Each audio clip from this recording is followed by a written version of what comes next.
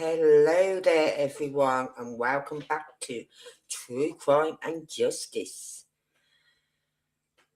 where this is a home for the missing. And I will cover other cases of missing children or adults, but Sebastian Wayne Drake Rogers, that's it, say his name, Sebastian Wayne Drake Rogers, has been missing now for what?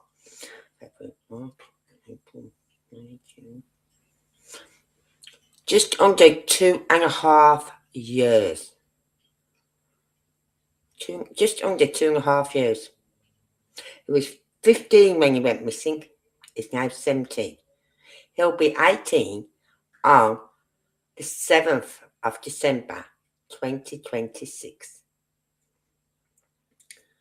What has his parents done? When I refer to his parents, I refer to his mother and his stepfather, right? When I refer to his dad, to Seth, I mean his dad, his biological father. That is something no one can take away from Seth. And no one will take away from Seth. I don't care how people say, oh, well, I'm the stepfather, but I'll treat him like he's my own. Yes, fine, but he's not your own. He's your stepchild. And when something goes wrong, you should acknowledge that fact. That there is a father, a biological father, who is suffering with all this. Just under 2.5 years. His father has done everything. Right? His dad has done everything. He's thrown everything at this. Because all he wants is his child. All he wants is his child home. That's it. He don't care what they did or anything. He just wants Sebastian home and safe. He wants Sebastian to grow up having a life where he hasn't got to worry about anything. Hello, Anne. Right? So, he just wants the best for his child, Sebastian Wayne Drake Rogers. So, tonight we're continuing on from what we was doing yesterday. And that is, we're continuing the search. I can't be boots on the ground. I'm in the UK. I cannot be boots on the ground. The closest I can be to boots on the ground is Google Earth. That's the closest I can be. If anyone hears like a dripping noise in the background, don't panic, I haven't got a leak. My daughter brought up a water fountain for the cats. And you plug it in, put the water in, put the filters in, plug it in, voila. And it releases water. You just change the water every day then. So that's who we're here for. Sebastian Wayne Drake Rogers. He is still missing, contrary to what some people might be putting out. I did mention this a while ago, that apparently some people thought he had been found. He hadn't been found. And it was said to his father, to his dad, oh, I thought he'd been found. No, he has not been found. Sebastian Wayne Drake Rogers has not been found. No sighting of him, no trace of him, nothing. We've had possible sightings Has law enforcement done anything to chase those sightings up? No. And how do we know that? Because there was a sighting up in Bristol, Virginia, which law enforcement knew about, because the woman who reported it to law enforcement, and also reported it to his father, his dad, Seth. Seth and his associate, Tony Mathis, God rest his soul, went up there, drove up there, went to the local law enforcement agency. Oh, your cats go to the sink. My one cat sits there wondering, where's that water coming from? Where's it going? When we turn the tap on. Yeah. Yeah, they drink out the water bowl normally. They have got a water bowl as well, but I had to set the water fountain up in the living room because I've only got 5 sockets in the kitchen.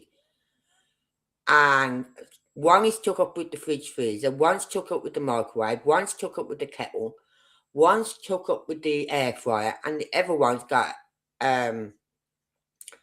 one of them plugins, scent plugins, which I love. Plus, it'd be an awkward place if I had it there, because it's right where I prepare my food.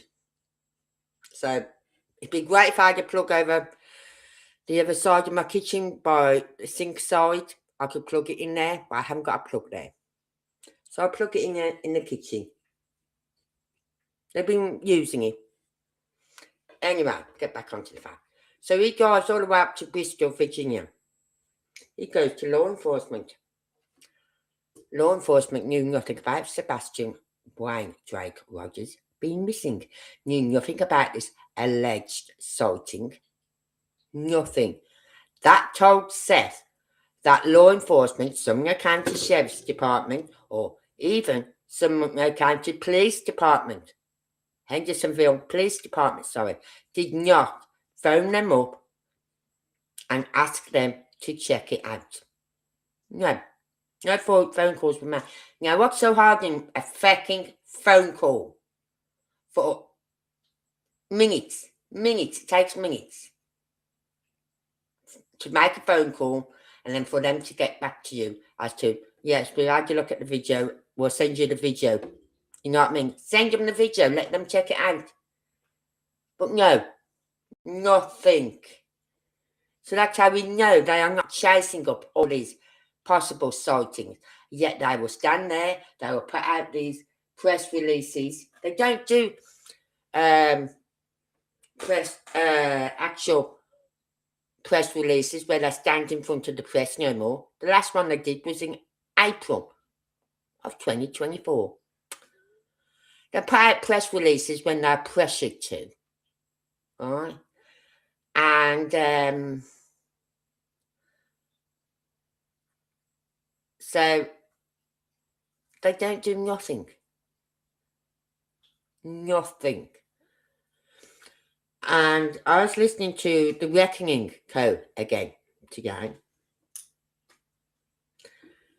She did touch up on about what law enforcement could be doing, and she stopped because she realised then, look, if I go any further, I could be letting out information that they don't want out there. So she stopped. So we will be listening to that one tomorrow night.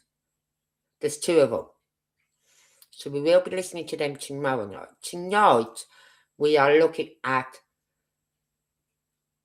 several videos that Silver's on the scene put out. One is about his co-workers, Chris's co-workers.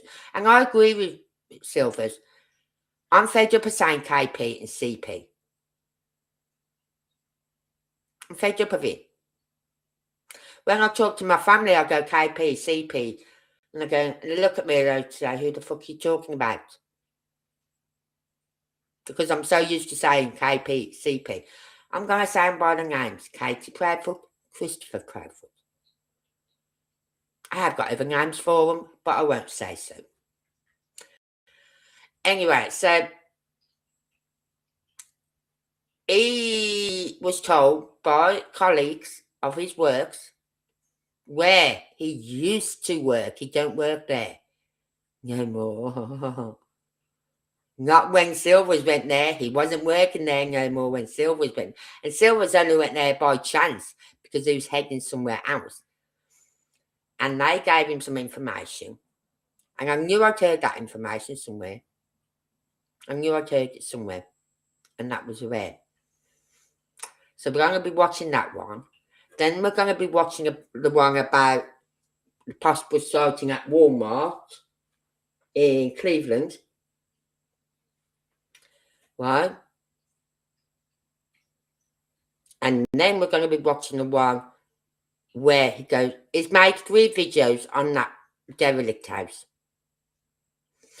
But the best one is the third one where he goes, the second one, I think one of them, he just go inside, but he doesn't feel comfortable going inside the house on his own. So that's why on the third one, he's got people with him. So last night, it was mentioned, how did CP know Silvers was in that house on the third visit? He'd already been there twice before.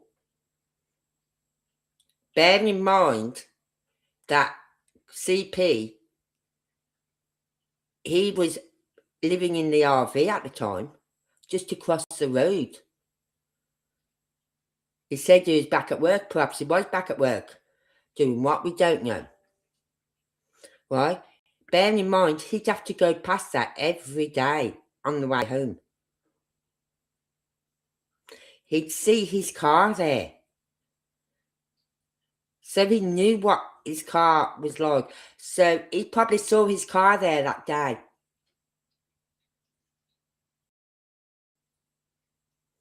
Right? And that's why he reported it to the police. Because Silvers had already been there twice before. And he parks his car on the, like, he pulls it in off the road. But you can, the car is viewable from the roadside. So that's how he knew it was Silvers. He'd done 2 videos before, so he knew. He probably heard about, seen those 2 videos before. The third one. And on the third one, he saw his car there again. And that's when he went to the police. But we'd just like to say a big thank you to Chris for that. Because if he hadn't reported Silvers to the police, right, law enforcement down there wouldn't have known about Sebastian being missing. So thank you, Chris. We appreciate your help in that. Because for what? I think this was in the July time. So you've been down there since March. On and off, you've been down there since March. She'd been down there on and off since March. And neither of you thought about, well, you know what? We should let local law enforcement in this area know about your son being missing. We should go and let them know. Do they know? We don't know. Which they didn't know, but you see, you didn't tell them that. So if the law enforcement hadn't come that day, they still wouldn't have known. They still would not have known about Sebastian being missing. That's how much you care about your son, isn't it, Katie? That you couldn't even go when your son was only a few months missing. Go. Well, not even a few months. You went down there at the end of March, around about the 23rd, 24th of March. So you'd only been missing, just under a month. And you couldn't even tell that law enforcement down there about your son being missing. Even though the excuse you told Nancy Grace was, well, I went down there because I went with my husband because he was going back to work. But your husband hadn't got a job down there. His job was up in the air, right? And then you said, and my son could be anywhere. Well, how is anyone supposed to know about your son being missing if you don't let them know? So,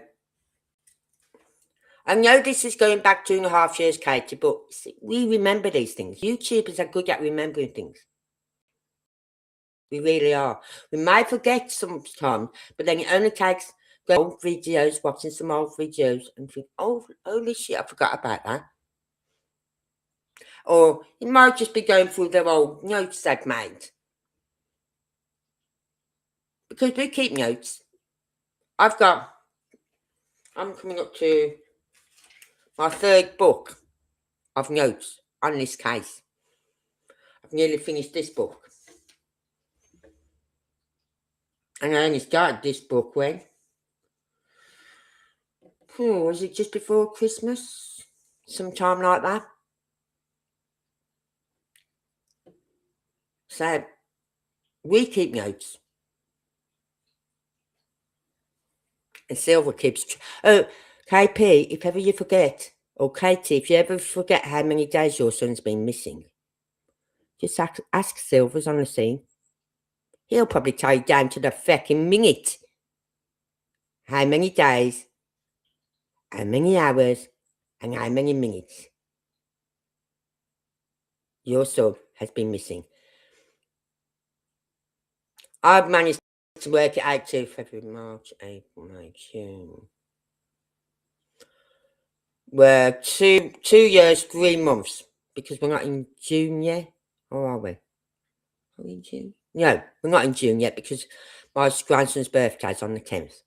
So it's 2 years, 3 months we're coming up to. And we won't forget. We will never forget.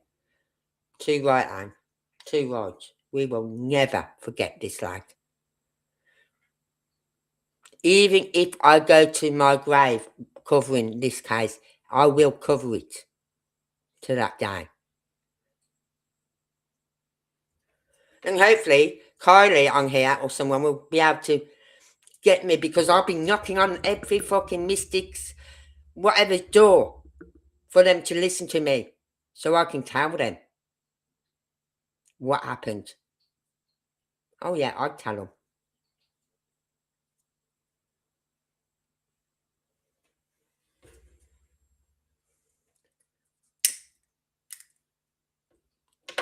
So, anyway, before we go any further, just talk about my garden. My son come over today. He's finally lowered the blades. Whoop! And then it started to rain, so I couldn't go out again. Then it dried up when it was about 5 o'clock. I thought it was too fucking late now. Right, so if it doesn't rain tomorrow morning, I'll be out there mowing my lawn because it's starting to piss me off. And I want to go down where my grandson had the weed killer and dig out that area because, you know what I mean, it's a mess in the one corner of my garden. Got a lot of weeds down there, but it's in with bushes and it's hard to get to without getting stung pricked by the thorns off the rose bushes and things like that. So I think I'll be wearing a hoodie when I go and do that tomorrow. So I can put my hoodie up so I don't get pricked in my head and all that lot. I did cut the rose bushes down, but I think they need to be cut down a lot more yet. So at the end of this season, I'll cut all the rose bushes down so that hopefully we'll get new life in them. I was hoping we'd get some new life in it this year with me cutting. We did get some new leaves on it, but we've got no bugs on them. It might be a bit early still. I don't know.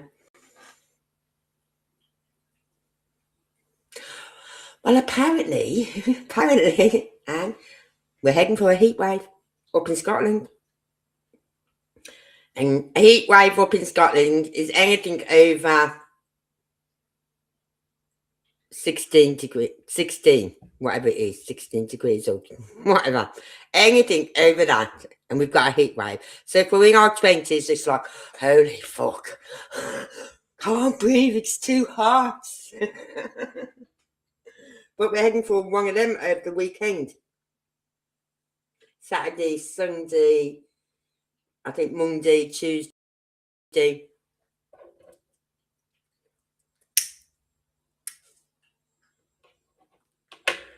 So we'll see. But I want to get my front garden sorted out.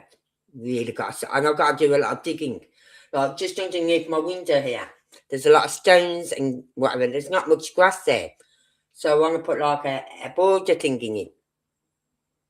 Dig all that over and then put some membrane down and get some slate.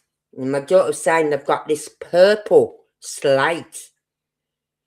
3 bags for £12. I went, where? She gassed it. I said, I'm fucking there. I'm going to dig that over, and once I've dug it out, I might even go up and get it there and get the slate before I've dug it over. So at least I know I've got the slate ready to. I've just got to get the membrane then to put the membrane down and put the slate on. Supposed to be having hot water going up to 20. Yeah. So anything over like 16, 18 in Scotland, it's like, we can't breathe. It's too hot. And if you blink, you're likely to miss it.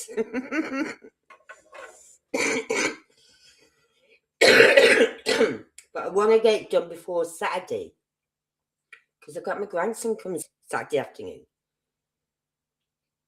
And he can help me with when I do the digging. He can help me with that, but I want to get the grass done before he comes. So, and my son said, well, it should get rid of the dandelions now. I said, oh, yeah. I said, all I see in my garden are the dandelion, like, you know, the stems of the dandelion. That's all I'm seeing is the stems. Because when we cut the lawn a couple of weeks ago out the front, my granddaughter doing it just hovers over them. So it just takes the heads off them. So I've just got the stems of the dandelions. It looks like little aliens in my garden. The aliens have landed in my garden. But I have got to get that stuff that Michelle sent me. I'm going to see if I can get some of that. For your grass, and you can use it on your grass and it kills all your weeds.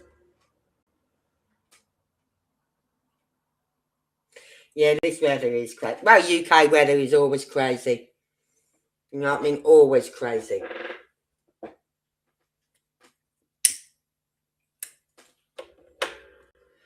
That's why if I was to live in US, I'd have to live in a state where you had like the seasons. Like the summer, autumn, winter, spring. I couldn't move from here to the US and live in a state where it's just literally hot all year round. Even though they say it's cold, it'd be fucking hot for us. Anyway.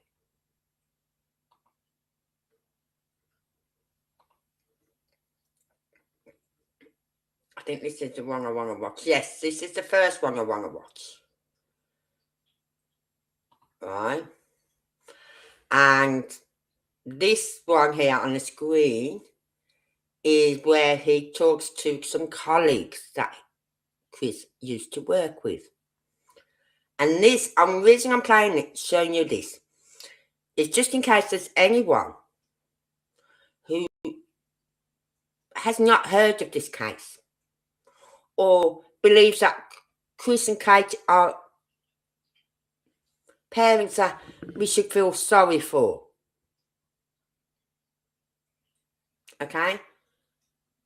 Because this tells you exactly what sort of person Chris is.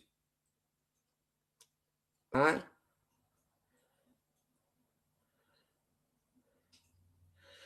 So I'm looking forward to the warmer weather, so I can take my laptop out there, my garden, and sit out there on my laptop in the daytime while I'm doing a bit of research or watching videos and whatever else I'm doing to researching, whatever. Right? Because it's nice. I like to sit out in the garden. But at the moment, my back garden is a mess. I need to clean that up because they've been putting the fence up the other weekend. So there's bits of wood all over the place. Then I've got a fucking washing machine that my son said he's going to get the council to move. And I said, okay. I said, I'll go halves on it. When, I don't know, it's sitting in my fucking garden. I saw. Right? And then I've got some sunflowers, not the normal sunflowers. I was quite surprised. I picked the wrong sort of sunflowers up, didn't I? I picked up the sort of sunflowers that don't grow tall. They grow bushy with a big head on. So they don't grow really tall. So I've got to get at least 3 longish pots, 3 to 4 longish pots to put them in. At the moment, they're sitting in bigger pots at the moment. And they're sitting on top of my old washing machine. So, but I like sitting out in my garden when it's nice and tidy and whatever. And my grass is all cut short and my edging is all done. But I'm going to, if I can only do it on the one side of my lawn. Because on the side of my lawn that goes up the side of my house, the grass banks up into a hill. So when I edged it all a few weeks, couple of months back now, it's really quite deep. Goes quite high up. So I want to buy these edges that you put in that area and it lies flat with your grass. Right? So as the grass grows, it'll grow over that so you can just run your lawnmower straight over it. You don't have to keep edging it. But I can't do it on the one side because, as I said, that's where the high bank is. And it comes down to a low bank. So I could probably do it up to a certain point. But after that certain point, I couldn't do it. So I might figure something out. I might just put it up to a certain point. Because I think someone just plonked a load of dirt there and then let it seed over. Because it's like a little mound. Anyway, so we're going to watch this. I had a message off Jen today saying, good to see you back. I went, I haven't been anywhere. But I think what she meant was good to see you back with covering Sebastian. And my heart was always with Sebastian, even when I was covering them other cases. My heart was always with Sebastian. Right. But sometimes I have to take a break from Sebastian because it can be tiring. Because there's no information coming out. So everything we're doing is just pure speculation. And at the moment, what I'm doing is I'm just trying to show the faults. What KP is like, well, what Kate is like, what Chris is like, what some of the Katie are like, and all that lot. So we're going to listen to this and see what he says. Hang on, I'll get my credit up.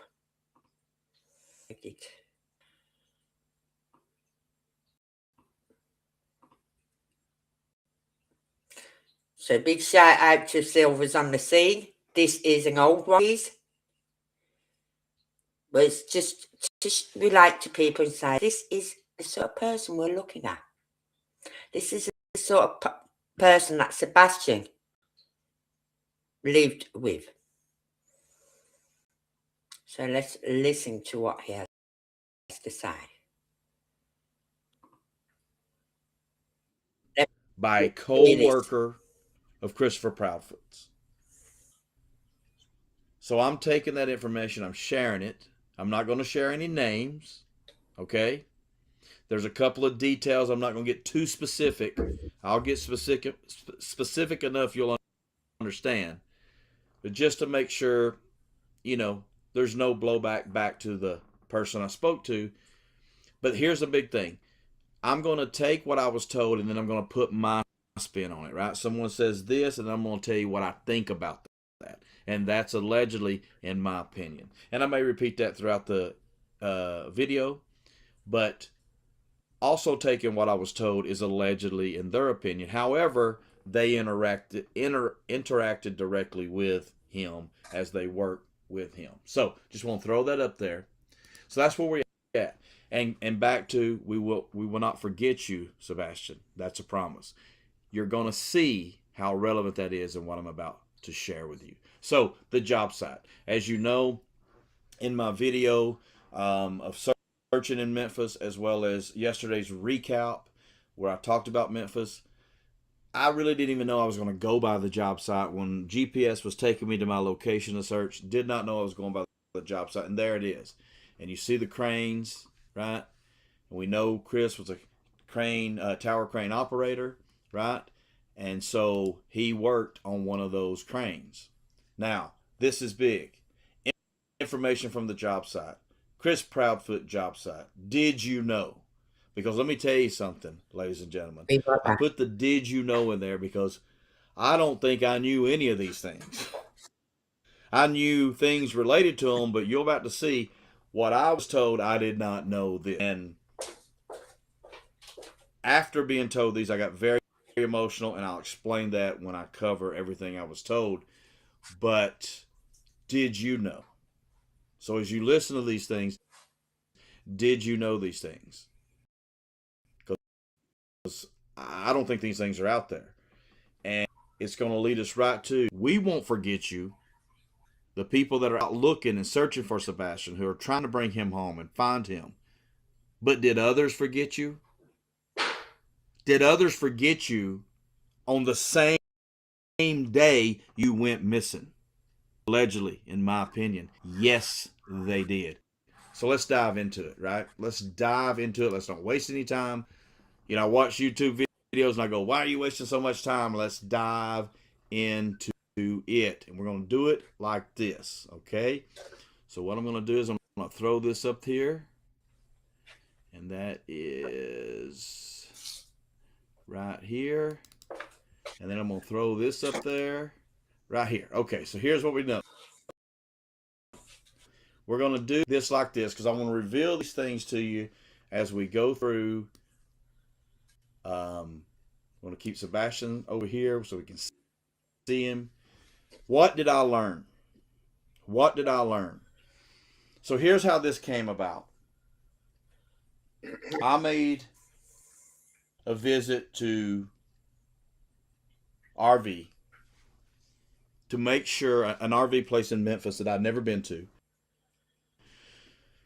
see if Chris had stayed there. Based on where I was looking, it would make sense for Chris to stay there. It's the closest RV to the job site.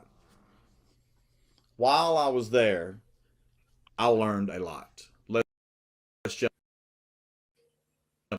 into it. I was able to speak to someone who worked with Chris, because Chris is not working there now. One of the questions somebody asked, I was talking to more than one person. Where's Chris now? I don't care where Chris is. I'm not worried about where Chris is now until we find Sebastian. And when we do, then we'll focus on that. That's your get justice part, right?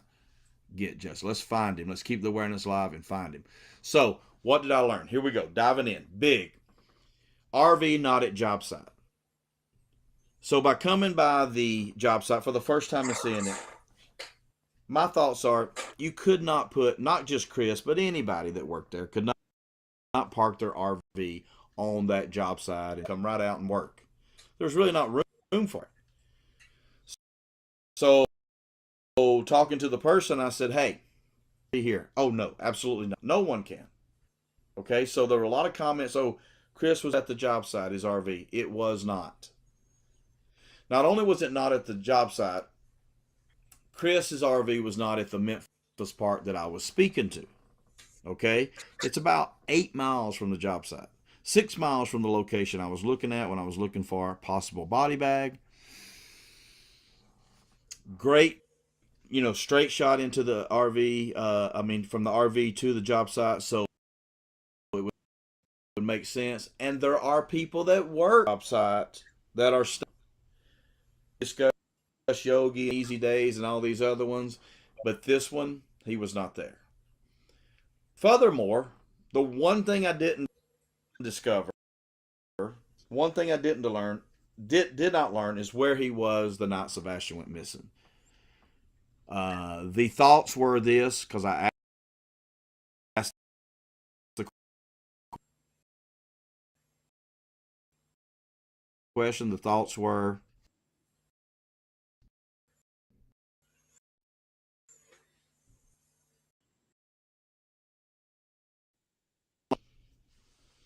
shady. Words I was told were this: person, and would not trust anything he says or does. Mm. Would not trust anything he says or does. That's really not revelation, because we've all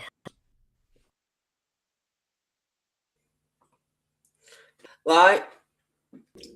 I think it was that interview with the WSMV4 on the Monday, where she seemed really, on edge and all this, like, upset. Good actress, Katie, good actress. She should have took a career up as an actor, right?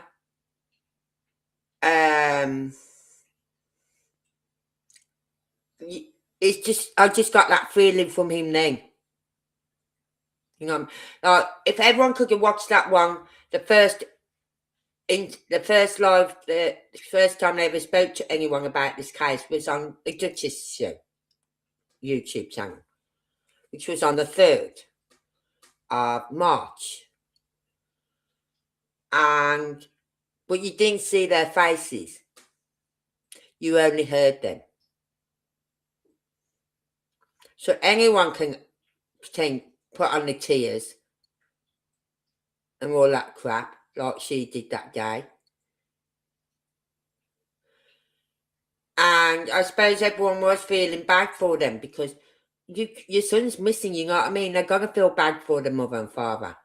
But like I said, anyone can act. It's like me. If I wear sunglasses, right, I can lie through my back teeth,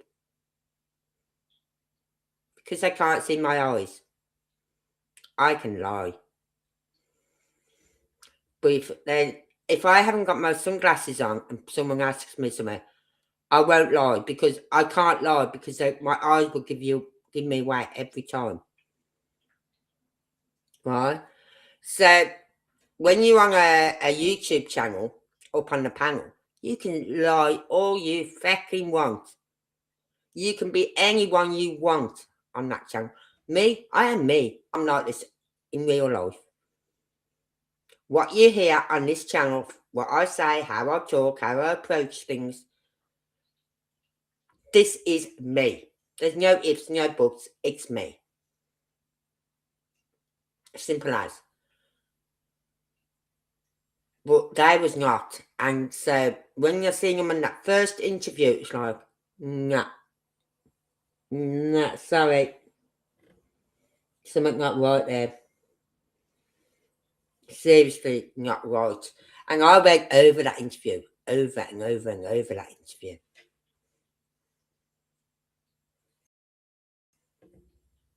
So yeah, do not trust it.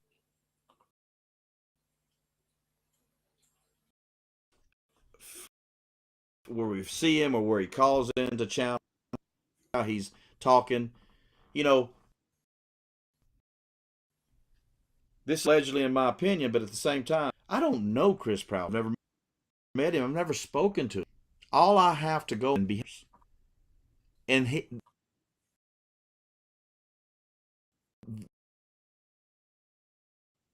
I've said this before. Go back.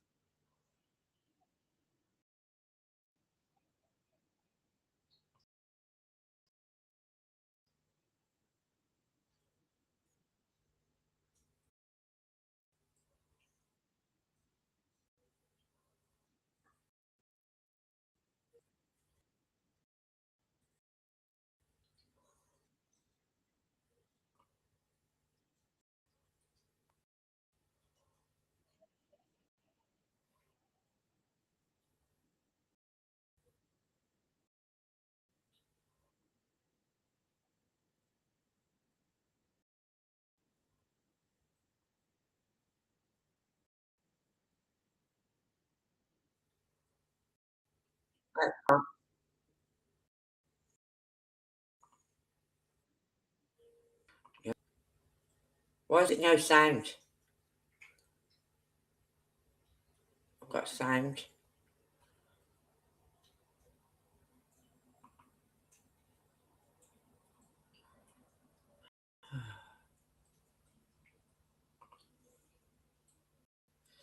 Hmm. Right, I'm gonna start play it again. Let me know if the sound is back. Because everything's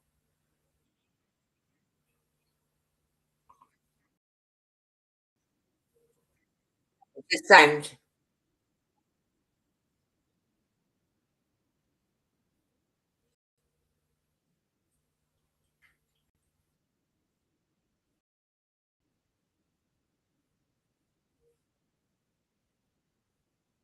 To hear me, not the video, okay. Right, hold on. Right, I'll do it. Right, and I'll go back into it.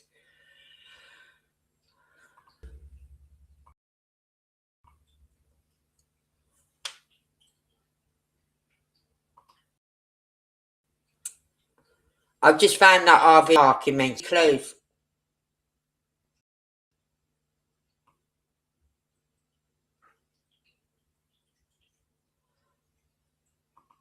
Oh, just go this way.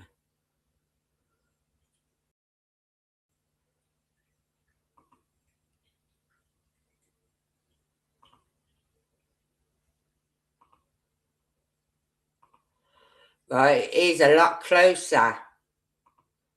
That RV park is than Yogi Bear or even Easy Days. Literally, just across the highway.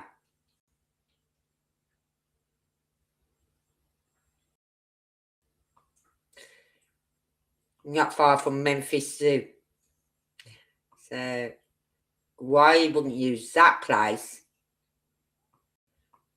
why is he going down to Yogi Bear, which is something like 24 minutes away, 24, 30 minutes away, when he's literally on the doorstep to his works at Memphis RV Park?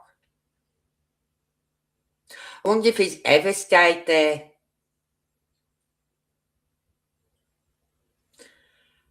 Now, it makes me wonder, could that have been the RV park they stayed at? We know when they were doing the Nancy Grace interview, they was at Yogi Bear. I know that much. Because that was when they first went down there, right? At the end of March. And they had the interview with Nancy, I think it was on the 25th or 26th of March. So, I know they was down at Yogi Bear then. Because people were seeing their car there. So when Crime Time Buzz was saying, I don't know if, I think it was somewhere else and blah, blah, blah. No, it was down at Yogi Bear, because I remember people saying, coming on JRRs and saying they see the car there. The car was there. Both the cars.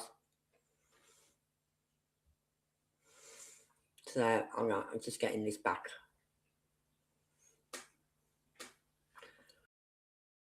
Oh, come on.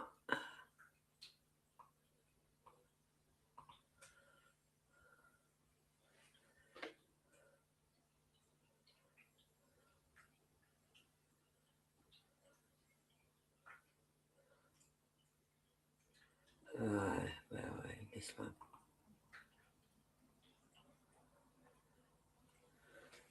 Come on, open up, you piece of shit.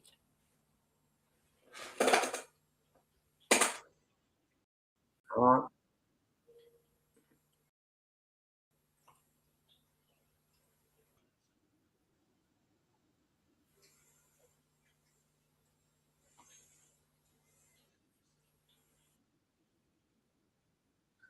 Right.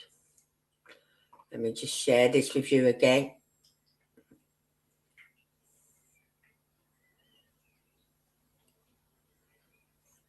Yeah, people was driving by. So we know when they did that interview with Nancy Grace, they was down at Yogi Bear. Because people was phoning in, writing in, messaging JLR saying, and sending in photos. And they drive past with doing videos going, where's Sebastian? Shouting out the window and things like that. Which I thought was a bit out of order, but just shows they was there at Yogi Bear. There wasn't at any other campsite then. There may be at other campsites now.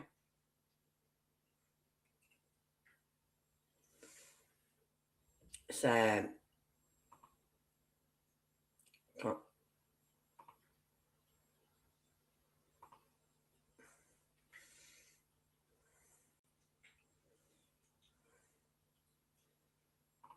no, that's it, really. Hopefully we can hear it again. Let me know if you can hear the video. Chris operates. So what I'm saying is, you got to be clear-headed. You be sharp and focused. He wouldn't be doing this job. Let's give him credit. Evidently, he's sharp and focused, and he can operate one of these because this. I mean, he's up there. He's way up there himself operating this thing.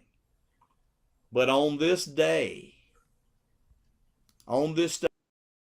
ooh, we don't want that revealed. Hold on. On this day, at 11 a.m., 4.5 hours. That's right, 4.5 hours after reporting his stepson missing, meaning three-way call with Katie, 6:30 a.m.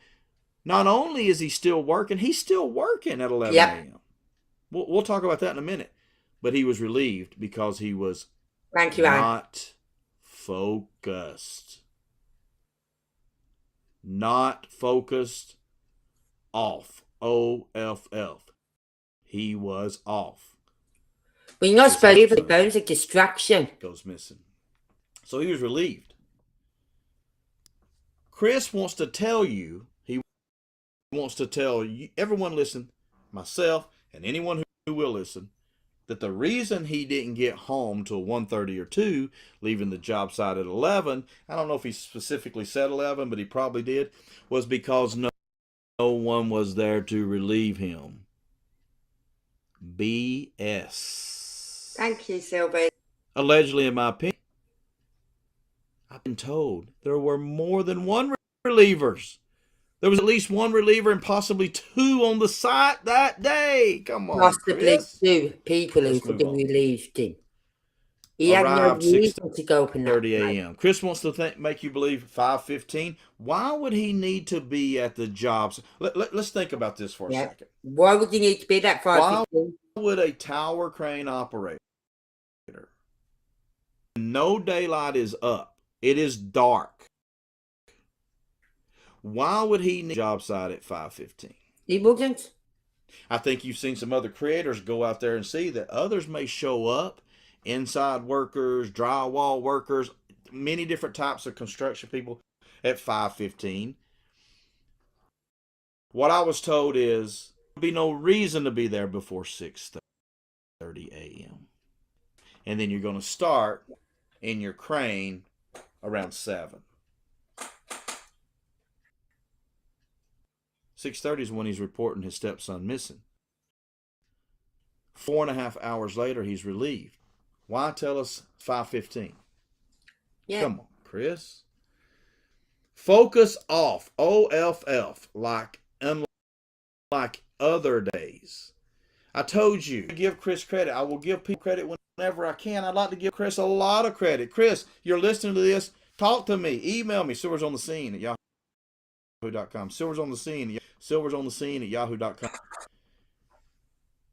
You are making yourself unlikable. You are making yourself untrustworthy, shady, not to be trusted. Words and actions. Words and actions make you like that. Your focus was off, unlike other days. You ever watch Columbo? Columbo will notice when someone's focus is off. Law enforcement notices when someone's focus is off. To other cases, high-profile cases, just think about them. You'll hear on the media, you'll hear about law officials going and saying, hey, Jim, how was Bill the day his son went missing? Was he normal? Was he upset about his son? Did he want to find his son? Was that why he was off? Or was he just normal, like a normal day? Behavior and focus. This day, a guy who's very sharp, he has to be sharp to Exactly, do the you got to be alert, haven't you, when you're up there? This day, his focus was off, unlike other days. And we're going to end it with this, and we'll cover them all. This is the kicker, ladies and gentlemen. So let's just say I get relieved from my job, okay? Whoever it is that comes over and says, hey, man, we're going to have to pull you off. You're just not focused. Then you would think, okay, so let's take relieved when they got a reliever. That's why I had to work till 11, okay? So you would think he's reported Sebastian missing. He gets off the phone at 6:30, turns to his supervisor if he's on the site there or on his way to site. When he gets to work, hey man, my stepson's missing. I need to get out of here as soon as I can. Now, I would leave right then. Exactly. Hell, I would call him. I wouldn't even be on the job site. Soon, I would be headed towards Hendersonville while I'm on the phone with Katie and the law enforcement and the sheriff or whoever they called, right? And I'm on my way. I would have probably been there 3-hour drive. We know this. I've done it 5 or 6 times, 3-hour drive. I'd have been there at 9:30.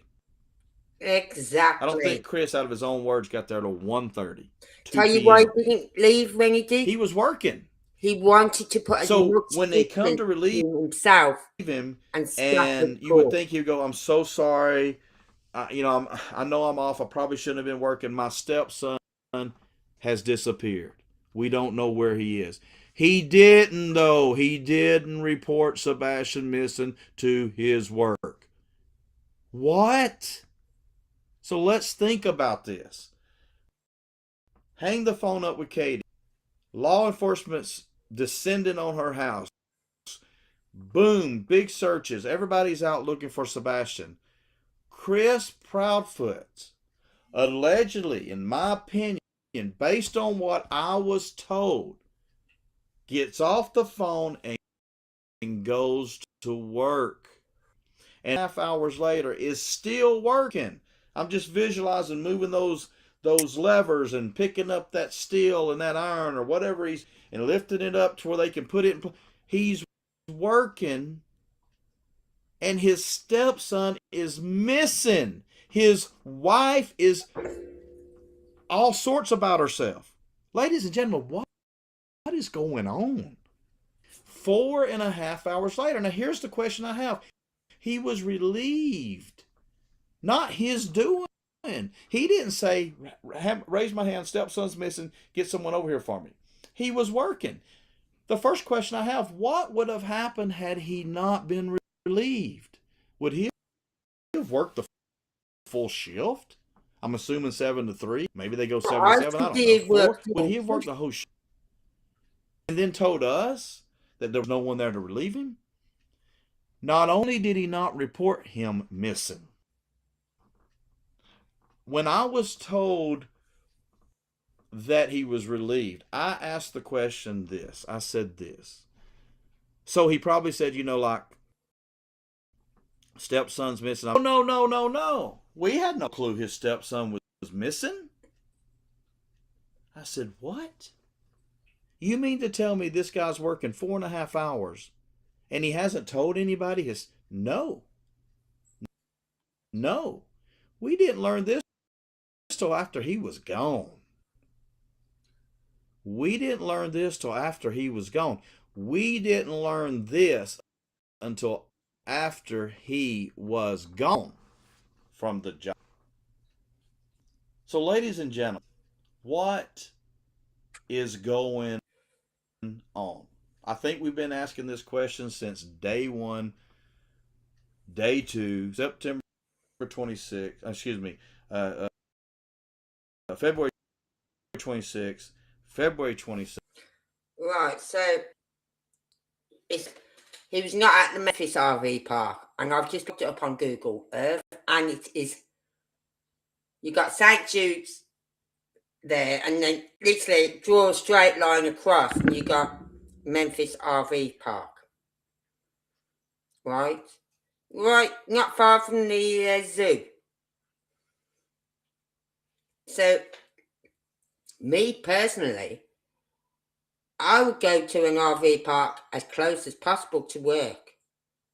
You know what I mean? Less driving I had to do, the better. I wouldn't have to leave so early. B, I'd get home sooner. C, I'd get something to eat quicker. You know what I mean? D, I'd be able to chill out and put my feet up and say sod off to the whole world. I would not be travelling 30 minutes or so, something like that, 20 something to 30 minutes to work when miles away, which is going to take what to drive? 6 miles. Well, if you drove 6 miles an hour, it'd take you an hour. So 6 miles away, it's going to take what? 10 minutes, 10, 15 minutes, if that. So, and the fact that he say he had to wait till they got relief for him. I called bullshit on that from day one. Because I said if I'd been Chris, I had a phone call at 6 a.m. Right, now he'd be getting in his car to go to work for 6:30, if that was the case, right? And after my wife saying, our son's missing, I don't know where he is, he's not in the house, he's not outside, he's not anywhere, I can't find him. I'd be going, right, I'm on my way. I'd phone my work up, I'd hang up, I'd tell her then, Before I hung up, I'd say, right, phone the police now. Right, so I'd hang up, I'd then phone my work and say, look, you got to get someone in housing. He doesn't even have to say about his stepson being missing. He could have just said, I've got to get back up to Hendersonville. There's a family situation. Okay, the situation has occurred. And I've got to get home to deal with it. So he didn't even have to tell him then that his stepson was missing. But no, he goes to work. But he tells them, he's telling everyone he was there at 5:15 a.m. Everyone has questioned that. Why would you be there at 5:15 a.m. when you're not allowed to operate them cranes till 7 a.m. because there's that noise restriction thing. And they can't operate them during the night either because it's by a hospital. There's a noise restriction. Right? So, but no, he goes to work. He climbs up that big fuck off tower. He sits in there. He's got an earpiece in both ears. One full down for the controlled person down the bottom and one for his mobile phone. That is illegal. That's a distraction. You're in the middle of lifting some of these great big heavy steel bars, right? And you get a phone call come through. That's a distraction. You are not supposed to have your mobile phones on when you're up in the crane, right? And I don't believe in anyone phoning any partner if they're at work during the day. I never phoned mine. I used to text him saying, can you bring some milk in? Right? Well, I never phoned him. And then he never read his fucking text messages, so he'd come in, I go, did you get milk? What milk? Ugh! Read your fucking messages. Right? So I just gave up. I'd send the kids round to the garage or whatever if I was busy. And I'd go, oh, while I'm doing your dinner, can you just nip round the garage and get me a pint of milk or a jug of milk? You know what I mean? Or I'd get it at the shops on the way up to picking the kids up. I gave up getting my husband because he never answered. Even when he wasn't at work and he was out, he'd never answer his fucking phone. And if he did, or say he phoned me, I'd go, yeah, what? Okay. So you're going to be late in tonight. Okay. See you then. Bye. Boom. That was our talk on the phone. No 3-hour talks between me and my husband. Not even when we was courting. But then again, we didn't have mobile phones then. So you're not going to stand on a land phone for 3 hours. Privacy. Right? Because our phone was in the living room. In the end, our mum had another phone put in, which was in the kitchen. Because 9 times out of 10, she'd be in the kitchen. So rather than rushing to the living room to get the phone from there, she'd get it from the kitchen. So we did have a bit of privacy then when she had that second phone because we could stand in the kitchen on the phone. But we never did that then.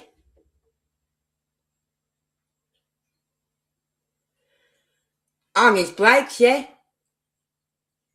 But I can understand where Kate is coming from. He's working down there 3.5 hours. But you're not going to travel home every day, 3.5 hours. Even though I do know people that do travel home every night from work and then travel back the next morning. Right? But I had this woman whose little girl I used to look after, her husband, he was a lorry driver. Right? And she wouldn't see him for, a week, 2 weeks sometimes. So yes, she'd be on the phone to him, but I can assure you she wouldn't have been on the phone for 3 fucking hours. So, because, come on, Matt, what can you talk to your husband about for 3 hours? Come on, girls, tell me. What can you talk to your husband about for 3 hours? I can't think of one thing I could talk to my husband. I can talk to my neighbour or a good friend of mine for 3 hours. I've been on the phone for 3 hours talking to friends when I lived in Dundee. I'd be on there for 3 hours. Me and Angie would be on the phone for up to 3 hours at a time sometimes talking.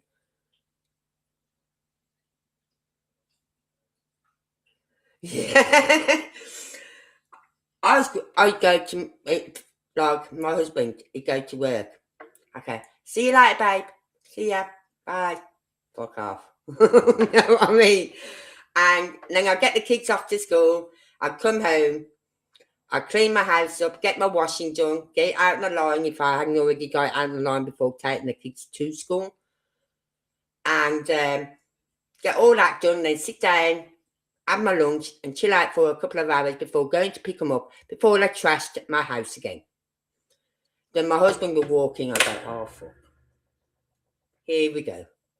You know what I mean? My husband's home. Ugh. Right? But, no, I can't think of any one thing I could talk to my husband for three hours about. Not even when I was dating. Like, we'd go to wine bars and we'd sit there for a few hours. But I can't remember what we'd talk about. Probably his work or my work or what my plans were during the week. Because as I said, we didn't see each other in the week, right? Because he had his job, I had my job. He lived there, I lived at my mum's. We went to work. We only met up on a Friday night and a Saturday night, right? Saturday night, I'd stay over at his, come back Sunday, sort of thing. So, and I think that's the problem with today. Today, everyone, like my son and his wife, wherever he goes, she's there. Wherever she goes, he's there. I'm thinking, look, she can go places on her own. You can go places on your own. You don't have to be in each other's pockets. You really don't. But, you know, my husband's work was boring because he was, when I first met him, he worked in the art museum. And that was comical because, like, sometimes when I went up, I'd be in the city centre, just shopping with once we was married and we had the baby and everything. And I think, you know what, we're just going to the art museum just to chill out for a bit. Something for Simon to see, you know what I mean? The animals and all that lot. And you'd hear him on the radios going, Vincent, your wife's on her way. And everyone I walk past, I'd hear it, Vincent, wake up, your wife's on the way. Because he'd be falling asleep at his post. They all used to fall asleep at the post. Because they had a chair there and I'd sit there and fall asleep. So it's quite comical. But yeah, while we was dating, we only seen each other on a Friday night and a Saturday night. Come home on a Sunday. So, and when we got married, it's like we see each other every day. What have we got to talk about? Nothing. Even if I didn't see him every day, I still wouldn't have that much to talk about. Oh no, thank you. When we spend enough time in house, can't go shopping. You just wish it. I hate going shopping with my husband. I stopped going shopping with my husband. I used to tell him to sit in the fucking car. Because I get to check out and I'll be going, oh, I didn't put these in here. I didn't put this in here. And my shopping bill would be like double. Because he'd be putting stuff in the shopping trolley without me seeing. Because if I saw it, I'd go, we don't need that. Put that. No, you're not having that. Put that. You know what I mean? So he'd wait till I got my back turned and then he'd put it in. And then put something over it so I wouldn't see it until I got to check out. So in the end, I say, no, it's all right, babe. You just stay in the car. Just sit in the car. I'll be 10 minutes. And I literally was, say 10, 15 minutes in the shop. Because I've never liked shopping. So I go in, get what I want, pay, come out. I've always been the same. I've never been one for taking an hour round Asda or Tesco's or Aldi's or Lidl's, wherever it was. I've never been that sort of person. Just go in, get what I want, get out. Yeah, they can sit in the car. And I remember when I fell out with him at one stage, I did fall out with him big time. Right, because of my 40th birthday.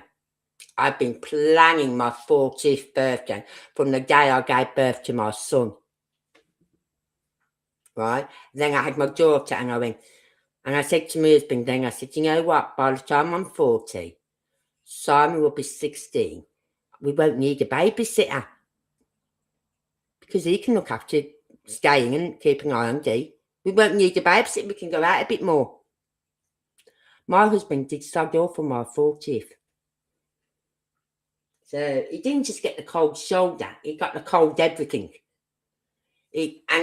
I'd get ready to go out to the shops and he'd go, it was his day off, so he'd go, want me to take shops? And I wouldn't even acknowledge him.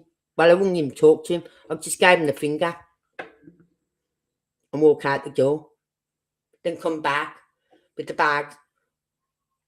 I said, I'll take you. And I just looked at him and gave him the finger again. And this went on for about 3 weeks where I did not speak to him. And he said to me, is this all because I didn't do a birthday? I looked at him and looked away. He said, well, I didn't think you liked surprises. Wow, that was like putting a red rag to a bull. And I went, how would you know I don't like surprises? I said, you've never given me anything. You've never put a surprise birthday party on me. You've never surprised. The only time you surprised me was when you took me for a meal and then I find out, oh no, we're not going for a meal. We're meeting up with the whole of your fucking family. And we're going on a black country bus ride thing where you go from pub to pub and then you have something to eat at the end. Faggots and peas and whatever, which I don't eat. Right. I said, that was the only surprise I've ever had off you. And that wasn't a nice surprise. I said, so how would you know I don't like surprises?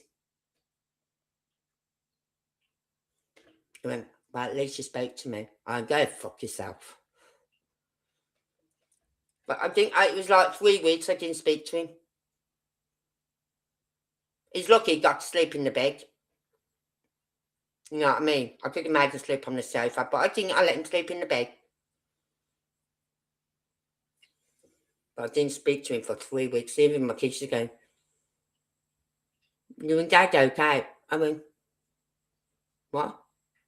You and Dad okay? Yeah. As far as I know, he's okay. I'm okay. Is your dad okay? Is something wrong with your dad then? No, it's all right, Mum. It's all right. And they just walk away. You know what I mean? But I thought, no, I can't be asked to speak to someone ignorant as he was. You know, so, and even my daughter said to him when we split up, he said, Dad, you're a great father, which he was. She said, but you're a crap husband. Even my daughter said that to her dad. He was. He'd do anything for anyone except me. I wanted him to get my Christmas stuff out last 1 year. He gets a phone call off his niece. She needs help with her Christmas stuff. So what does he do? Pops off in the car to his nieces. By the time he's got back, I've got my Christmas tree out in the loft. I've got all the decorations down, everything, and the Christmas tree up. He went, I didn't know you wanted the Christmas tree. I said, don't even go there, Vince. Don't even go there. You knew I was putting the tree up tonight. I said to you, the kids will help me put the tree together tonight, and you fuck off to help your niece with her Christmas stuff. What about your own kids and their Christmas stuff? So, no, we had many arguments, me and my husband. Many. Well, not arguments, disagreements. He never won an argument with me. Never won an argument with me. If he'd say, oh, we're going to do a blah, blah, blah, this or whatever, and I'll go, okay. He'd go, Okay, that's not good. What's not good? You agreeing to, okay. It's like with the name we gave Denise. Her name is Denise May Ann. And he wanted the name Denise. And I said, nah. He said, yeah. I said, okay, but we spell it with a C and not an S. Right? Then he said, what about Denise May for a second name? I went, yeah, okay. He went, hold on. He said, you agreed to that too easily. Way too easily you agreed to that one. I went, what do you mean? He said, Anne, May, he said, is my mum's name? I went, yeah.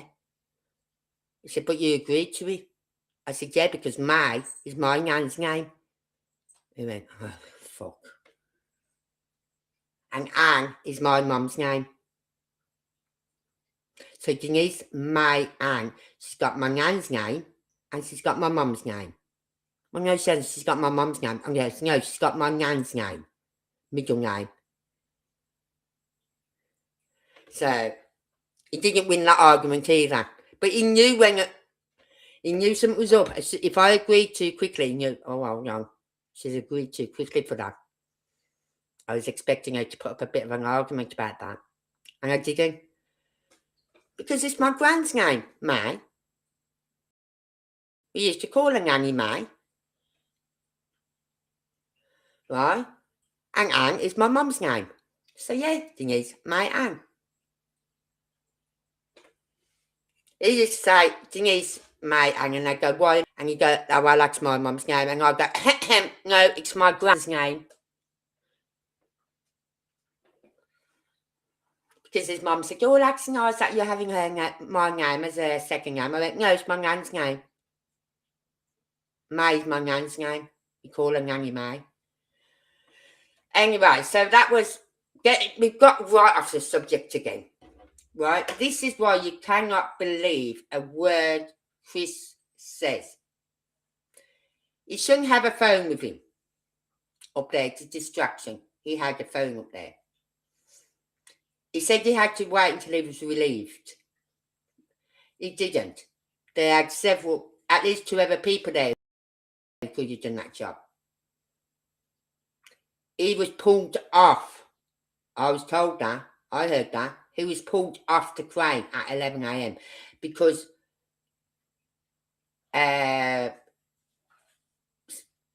Silvers puts it a bit politer, where he says his focus was off. He's being an arsehole. Right, so we got reported to the site manager, and the site manager come along and pulled him off. Him saying he arrived at 5:15. Why would he arrive at 5:15? Was he trying to hide evidence? No need for him to be there at 5:15. They said he arrived at 6:30, so why was he telling us he arrived at 5:15? Would you get to work 5:15, 6, 1 hour, 45 minutes before you had to? I normally get to work about 15 minutes before I had to, maybe to grab a coffee, maybe, before starting and stuff like that. But I wouldn't be getting there even half an hour before I had to. Right? I can understand him not reporting Sebastian being missing. Because really, it's got nothing to do with his colleagues about his stepson. But he could have been polite enough to that. I'm sorry, my focus is off today because I've had a phone call this morning. But me, I could phoned him up and said, look, I'm got to go home. I can't come in. You'll have to get someone else to do the crane today.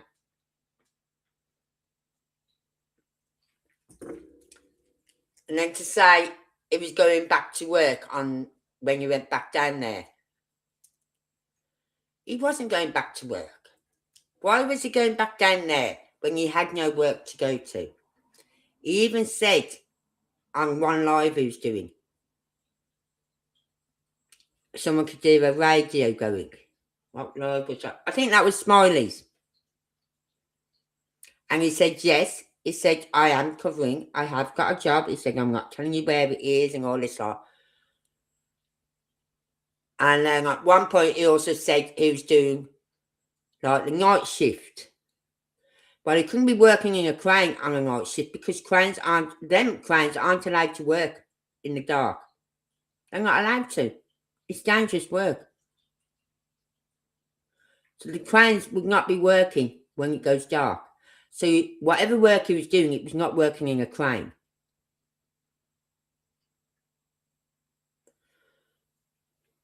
But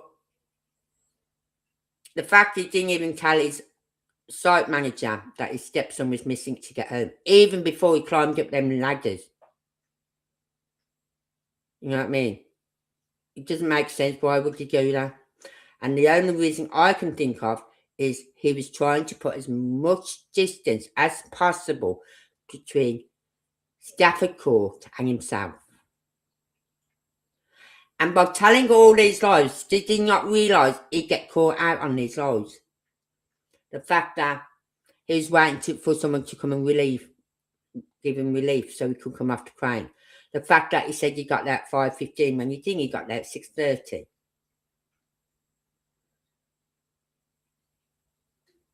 Yeah, he did. He got pulled because of his pig-headed behaviour.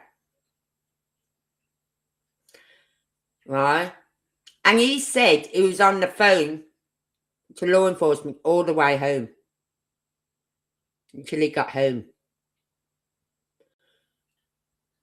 Well,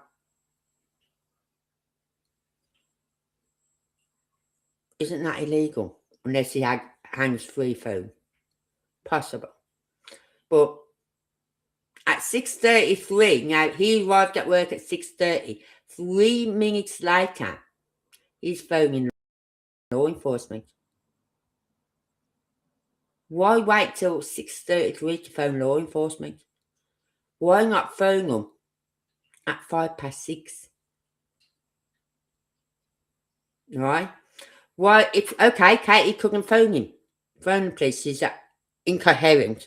She couldn't even talk. Right? Why didn't you phone them at 6:05? Why wait till 6:33? Right? And then he could have said to Katie, get in touch with Seth. I'll phone law enforcement, you phone Seth. She had his works numbers. He said he gave her the works numbers for any emergencies to phone him at work. He'd have been pulled off his line of duty, told and sent home. He could have been there by 7:10, 7:30. The latest, you know what I mean? But she doesn't even do that. They wait till 6:20 to message him. Phone me, 911. 6:20. Then just to be told, don't be mad. But Sebastian's missing. Don't be mad. Why would I be mad? It's only my son's missing. What do you mean, don't be fucking mad? I'm going to rip your fucking head off. Where's my son? You know what I mean? But see, Seth isn't me. Seth is the quiet, subdued, laid-back sort of guy. He doesn't like argument, confrontation. Well, I'll go for confrontation. First time. No ifs, no buts. I'm in there.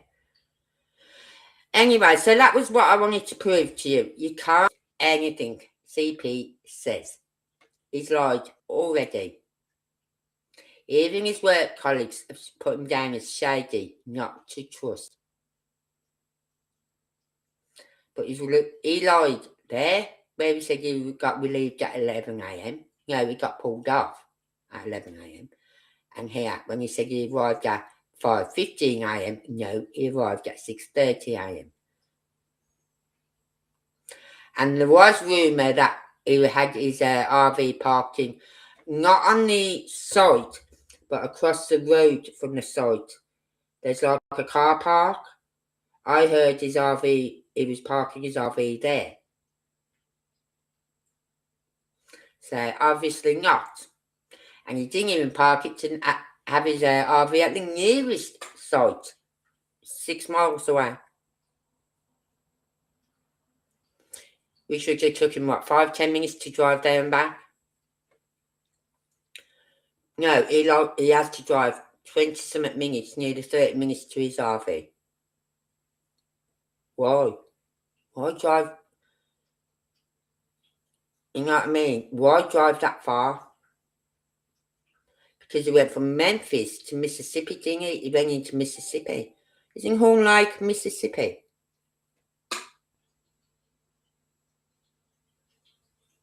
I don't know. Anyway, the other one I wanted to watch is this one.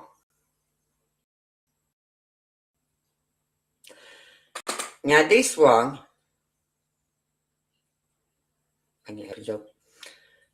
Silver's on the. This one is about a possible sighting at Walmart. And you've got to listen to what he says. Alright, so we're going to fast forward a minute. As you saw earlier, take a look. I'm at the Walmart. That's right, the Walmart in Cleveland. Right. Walmart in Cleveland. I think I have got it on my map, but I'll make sure. Walmart, Cleveland. Right. Yeah.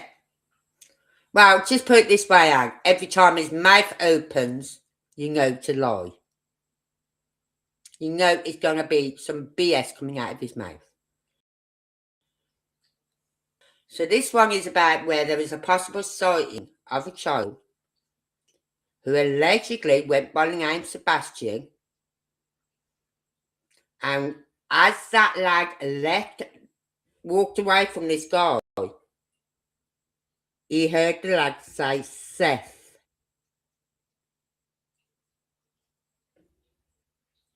And then this guy who he's with, this guy who this group of lads was with, down the bottom of the checkout thing, shouted the name, stamped his foot and shouted his name, something like Proudfoot.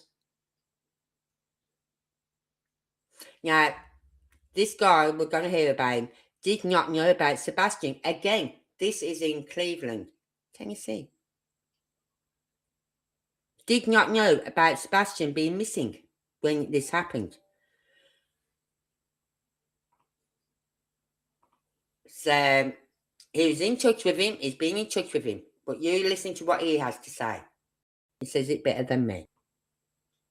He's a bit more diplomatic than I am.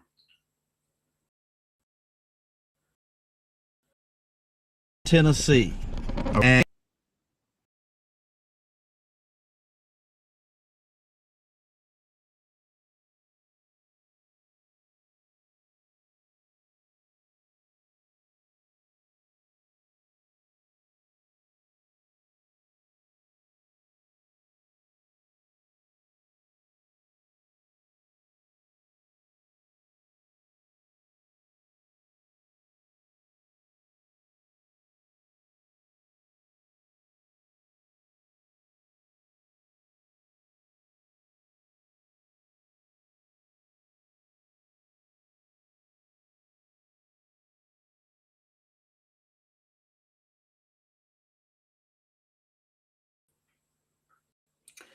I'm back. Sorry, I'm not getting kicked out no more. I'm kicking myself out. I keep clicking on the wrong window.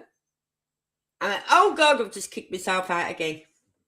So I'm sorry about that. I'll just get this back up again for us. That's what happens when I've got too many windows open. Oh, that one. Come on. Make sure you can see this. So we're going to get on with listening to this one. So, Silver's on the scene at yahoo.com. I've had tips coming in and leads. Look for Sebastian, that he might be out there, you know, as we think, maybe possibly not with us anymore, and places to search. But I did have a tip come in for this Walmart here in Cleveland, Tennessee. Okay, the tip is this.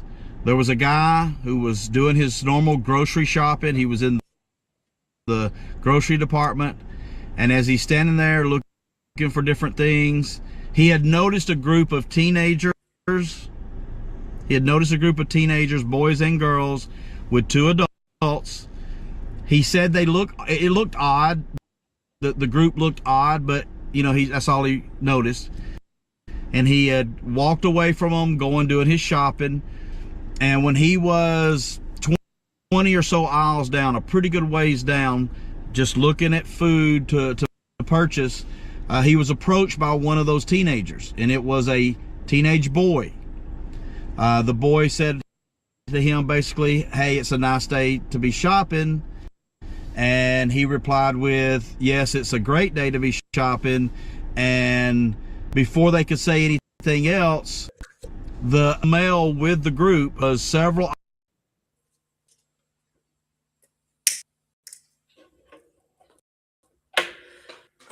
miles back from where this kid had come from, yells out, "Sebastian." Which at this time, the kid looks up, looks this guy right in the eyes, turns abruptly to go back to the group, and as he walks away, this guy reported this tip is saying, he says, "Seth," under his breath. Now at the time, this was back in April, about 103 days ago. It's a long time ago. Now, why would a child is with a group of other children and two adults approach a guy all nicely and say, "Good day, nice day to be shopping," all this stuff. Then someone calls him by his name, Sebastian. As he turns to go back to the group, he says under his breath, "Seth." Now, why would that guy say that? He didn't even know about Sebastian being missing, so how would he know who Seth was? Right? So we got that much. How would that guy know who Seth was? He wouldn't.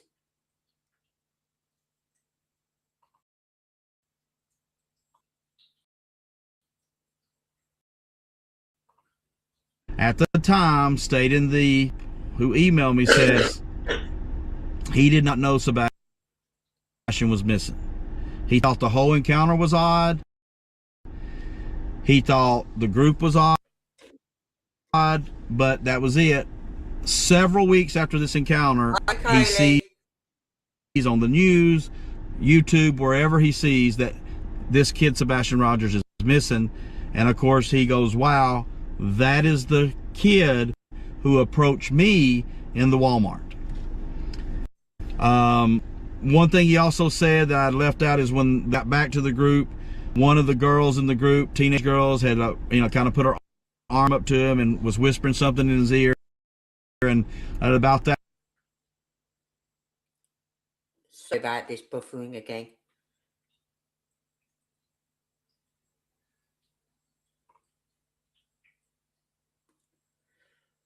But why?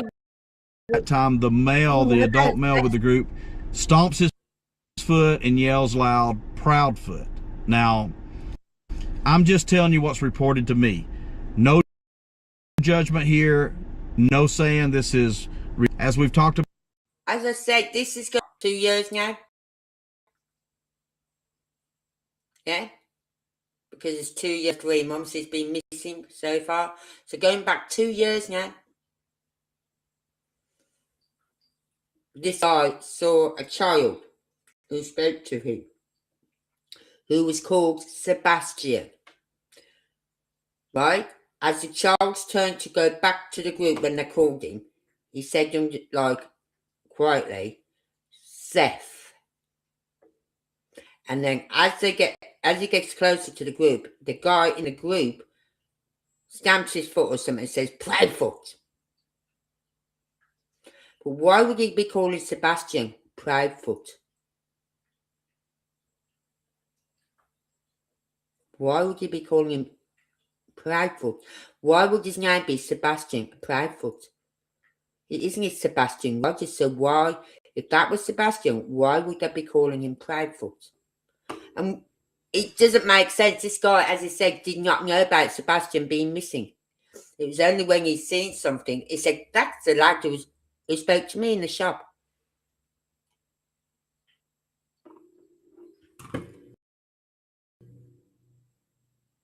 Back a little bit. Had kind of put her arm up to him and was whispering something in his ear, and at about that time the adult male with the group stomps his foot and yells loud, Proudfoot. Now I'm just telling you what's reported to me. No judgment here, no saying this is ridiculous. As we've talked about, everything needs to be checked out. So Silver's on the scene, on my way to Knoxville now, then going to make my way over to the Nashville area, as everyone knows, you've seen in the videos. So I came here, coming right through Cleveland. I contacted the guy again. There's 2 Walmarts in the town. Told me which one he was at.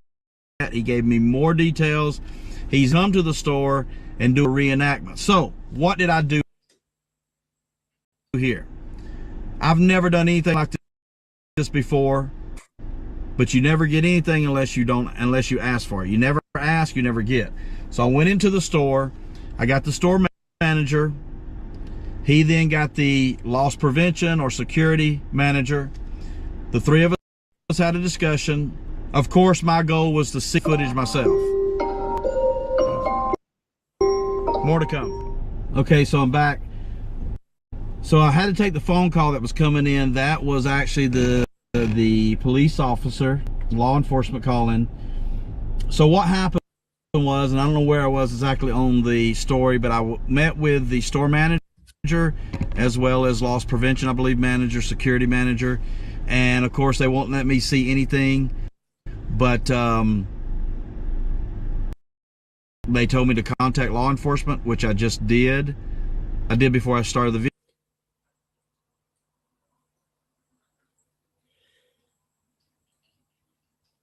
Plus, they didn't even have his picture up in their store. They had pictures of all the missing people, children. They didn't have his picture up on their board in the store. But I wonder if they did after that happened. I wonder if they had his picture put up then. Oh, come on, you piece of crap.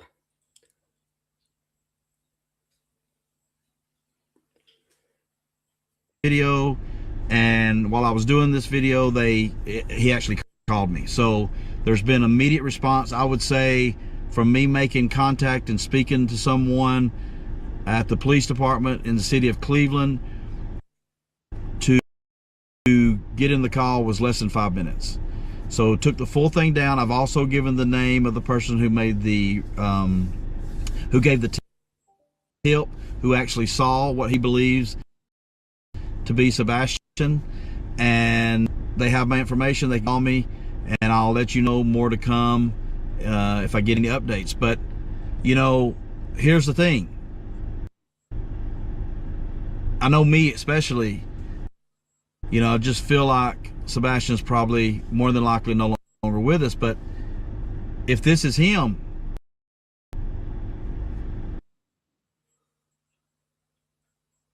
sorry about this, guys.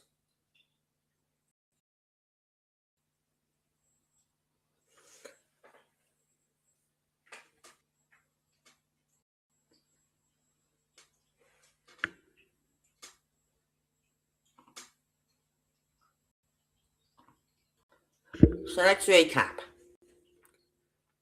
This guy, who he goes to by the name, he calls him the tipster, right? He got in touch with him, and he's been messaging back and forth. And he's saying how he went shopping to get some groceries in, what he noticed this group of children with the two adults a bit further down, several aisles down from him. And while he's looking round by the fruit and veg and all that lot, this one lad comes up to him and goes, nice day, or something like that. He goes, yes. And then, before anything else could be said, the guy who's in charge of the group, there's a guy and a woman, the guy who's in charge of the group called him, and he called him Sebastian. With that, the lads turned round to leave, and as he's turned to leave, he went, Seth. He then got down to the group, and this one girl put her arm round him, whispered something to him, and then that guy stamped his foot or whatever and said, Proudfoot. Now, Sebastian, Seth, and Proudfoot. 3 names. This guy had never seen or heard anything about a child being missing. Right? Until he saw something. And he said, that's the lad that he saw a flyer or something about Sebastian. And he said, that's the lad who approached me in the store. So was seen, and it really is him. That changes, and it changes it for the positive, because we want him alive and we want him to get back home to his father. yeah. So that's the update. More will come as I learn more, but yeah, Silver's on the at the Walmart. Okay, what do you think about that? That was a lot, huh? So, what has happened? You heard on the video, you saw me talking. So, I get this tip for this Walmart. The police were notified, and hopefully this will go somewhere, and they'll take a look at the video footage, and we can, if it's Sebastian, find him. If it's not, rule this out. I wanted to also take a moment to talk about how quickly these things happen. As you see in the video, it's about a 5-minute period from me hanging up the phone with the police department to the officer calling me. About 5 minutes. Both the dispatch was great, as well as the officer. He was just open to listen to everything. But here's the best part. Within an hour off the phone with him, and it could have been 10 minutes, based on how quickly he called me later. But I received an email from the tipster. Let's call him the tipster. And he basically says this: I received a call from an officer of the Cleveland Police Department. I reported my experience to the officer. He will investigate this at Walmart. Thank you for relaying my info to law enforcement. You are one of the only ones that believe in me. I feel better now that local law officials are investigating my encounter at Walmart. We have to take everything. I understand people call in and there's false reports, or people believe they see something when they don't. I went back and forth on email with this guy several times before I did what I did today. Notably, I kept, as you say, grilling. I kept asking him questions. The questions I would ask were to eliminate what he was telling me. Okay? From the jump, I wanted to believe him, but I started getting details from him, which he kept providing with no question. He gave me his phone number. I never spoke to him. I just kept communicating through email, but he never once backed off anything I would ask him. So after about 5 or 6 email exchanges, and I had enough information to walk into that Walmart to say, hey, show me this footage, and I'll tell you exactly what time, day, and where in the store. I felt compelled to go do that because, as he said, believe in him. I think no doubt he was approached by a child, a teenage boy. I think no doubt he saw this group. The question is the boy that approached him Sebastian? And that's what we have to find out. So let me just add to what we've seen. You saw this in the video, but you probably didn't understand what was going on. So I want to kind of recap. This is me when I first went into the Walmart. The first thing I did is I took the email, the details of where this tipster believes he met Sebastian, and I walked the store, putting myself there. So I'll play this real quick, and I'll stop as I go. So as I don't want to re-speak what I've already spoken, but I want to show you as I speak. So this is all the grocery area. And if anybody's been in a Walmart, it's pretty much laid out the same. Back over here in this area is the meat. This guy had gotten his meat. This person had gotten his meat, and he had made his way down to, as he calls it, the lunch, the meat, the sandwich meats. Then he made his way here to the cheese. And going back, he had already seen this group way back at the like hamburger meat area. So now he's down about 20 aisles, and he comes over to where he calls these floor coolers, right? He walks out as he's exiting these, and he gets to about right here, and he stops to look. And at this point, this boy approaches him, okay? And so if you'll look here, I made a point to grab the aisle. Yes. He's at about aisle 26, A26.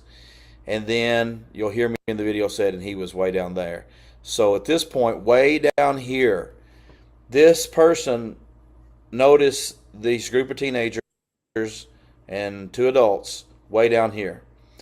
He makes his way down to where we are, and that far, this teenage boy approached him. He did not ask for help. He did not seem worried. He did not seem scared, which did not alert the guy at all, because it's like he's not nothing was out of the ordinary, other than he was randomly approached by a teenage boy asking, about talking about how great the day was to shop or whatever. And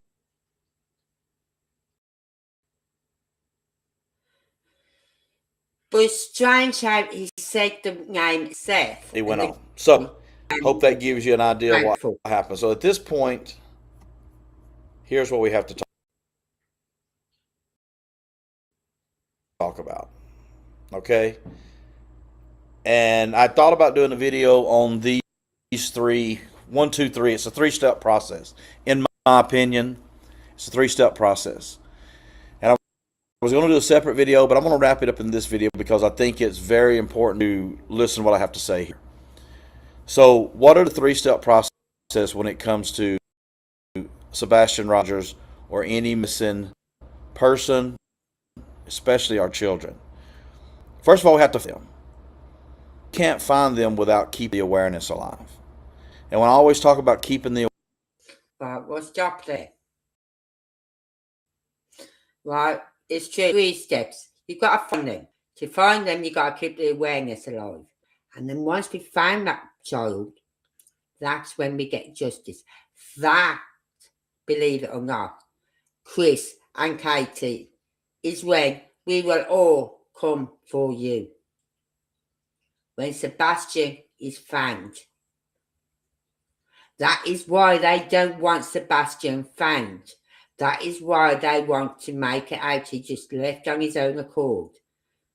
No, he didn't. Too many red flags for him to have left on his own accord. No scent, no trace of him. No footprints. He doesn't even go on grass barefoot because he's got an allergy. So he's going to stick to the roadside. And if he'd have been in the road, walking down past 101 stop record that house on the corner with the camera and the sensor light. It will get triggered the sensor light. Or, if not, you will get seen a shadow figure walking past on the camera. Like he did with that bloke who's walking his dog. You saw a shadowy figure. Right? You just seen a shadowy figure walk past that house. And yet he's managed to get past all these houses with all these cameras on, all these ring doorbells, and not one of them picked him up. Not one. Right? So him just walking out that house, no. Now, we've listened to the Reckoning code. Oh, I've just got to turn my lamp on. Wait a minute, touch button there. And there's things I want to just go over. Now, I believe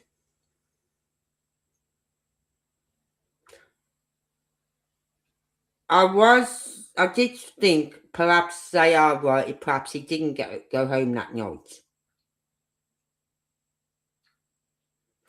But I don't think that is right. I'm going back to what I've always thought, and that is that Sebastian did go home that night. But something happened in that house. And I think something happened where she either left a mark on Sebastian, knowing that he would go to school the next day. He couldn't go to school the next day with a mark on him.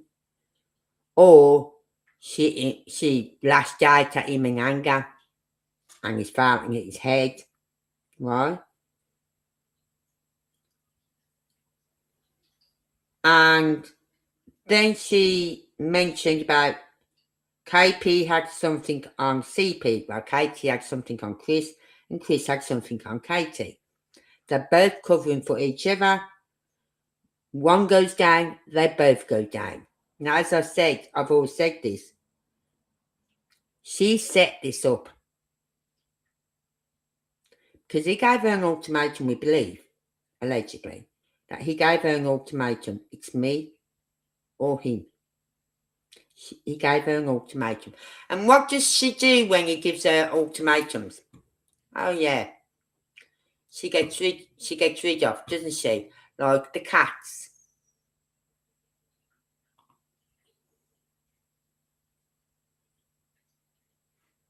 Right?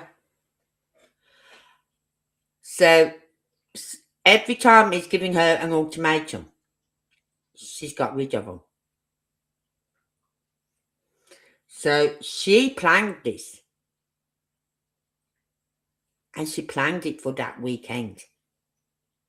Because, tell you why? Because on the 26th was the anniversary, the 8th anniversary or 9th anniversary of their divorce. What another kick in the teeth for Seth. Oh, I didn't just divorce you on this day. 8 years later, your kid's gone missing. What a kick in the teeth for Seth.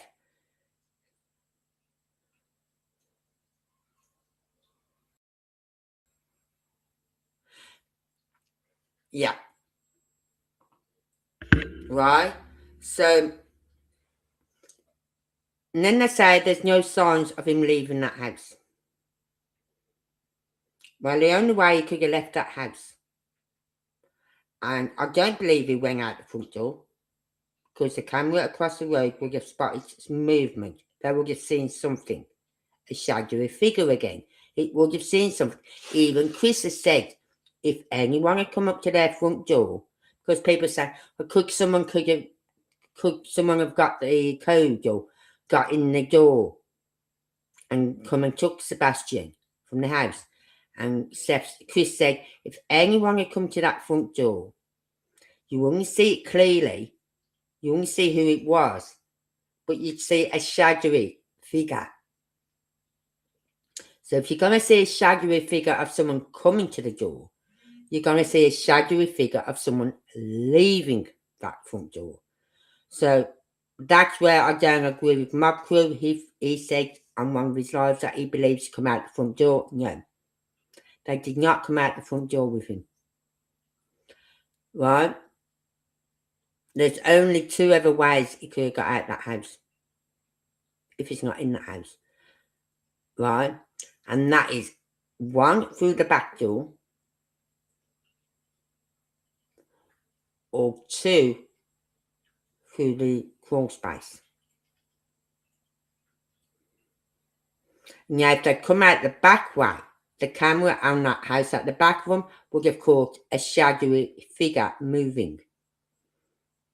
Now, I've said before, you know when we got those pictures of that, the back end of their house, that piece of shit released, that PO, SF, right? We said, why have you blurred it out? For privacy reasons. Why? We all know what the back of their house looks like. I think that little light in the corner, which everyone's been putting down to being Faith's bedroom nightlight, why would the nightlight be on in Faith's bedroom when Faith wasn't there? I believe that was Katie coming across over the fence.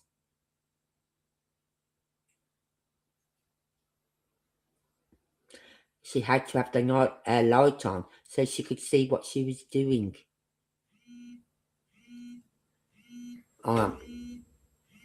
Right? So, I believe that little light in that corner is Katie coming back.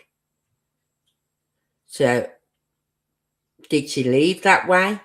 I don't think she'd have took Sebastian, because getting over that fence with a child on your shoulder, not easy. Right?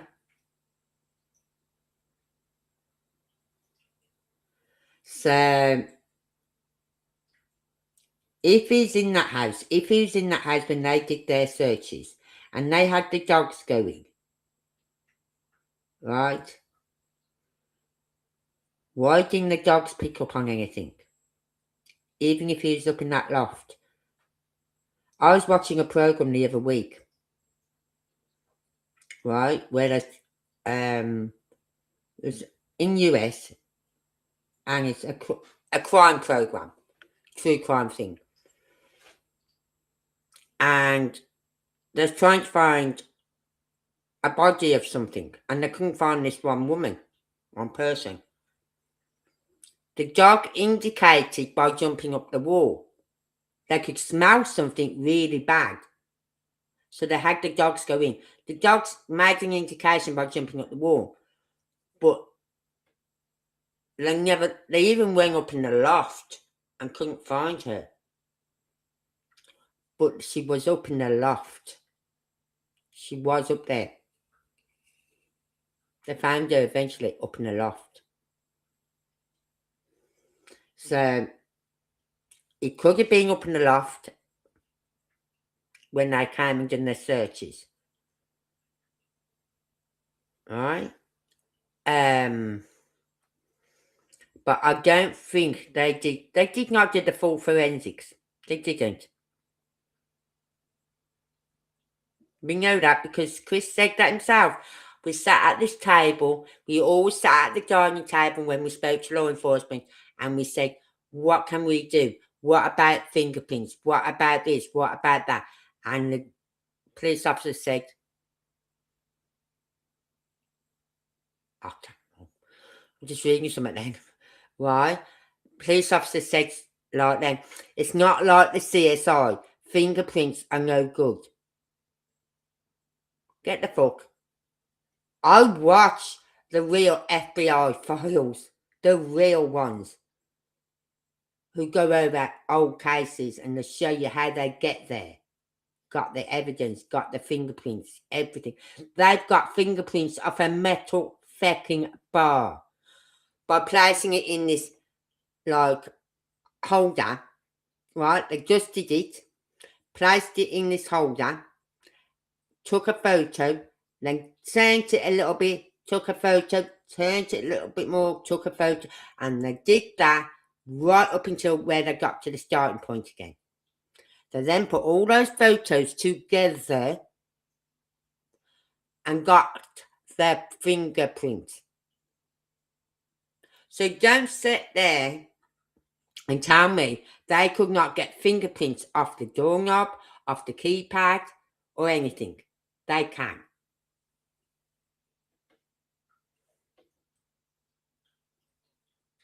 Michelle, what do you think about this otter? What otter? What otter? Bunk. So, anyway, we are now going to watch the next video I've got, which I really want. I just wanted to show you them two videos first because I thought that was interesting. Because I had watched that one before about the Walmart, and I never wrote it down. But now I've got it on my maps as possible sightings. Right? Now this one is where they are at I believe they are house. Him, his wife, and another woman. We're here. Silver's on the scene. We're here. Yeah. So this is where he did go to the house twice before. And he parks his car off the road. His front end of the car facing in towards the driveway area. As I said, Chris drove past there every day. Now, if that's an area that he's worried about, he's going to take the registration number. Oh, yeah, and how would he get to know whose car it was? Yeah, he's got pals in law enforcement. We know that because he phoned them direct that day, didn't he? Rather than go through 911.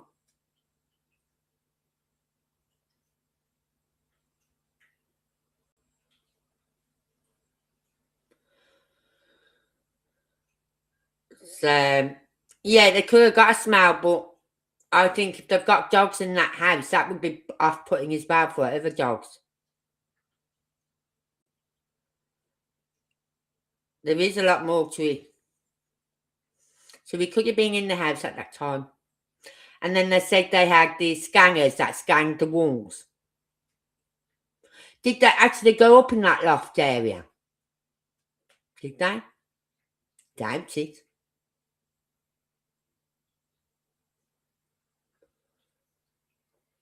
There's a lot of things they have not done in this case. A lot. And I feel sorry for Sebastian because he's the only one suffering from this. He got let down in life.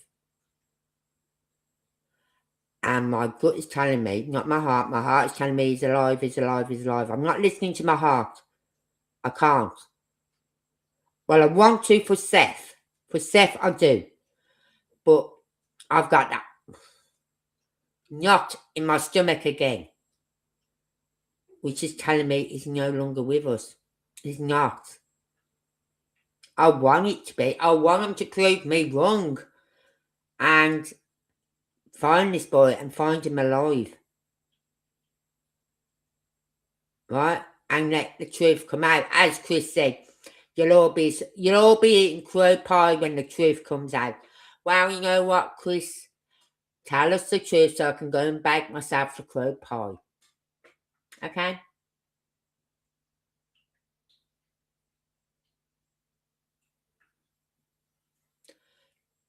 But is Chris involved? Is involved, but I think Kate is the one who orchestrated this.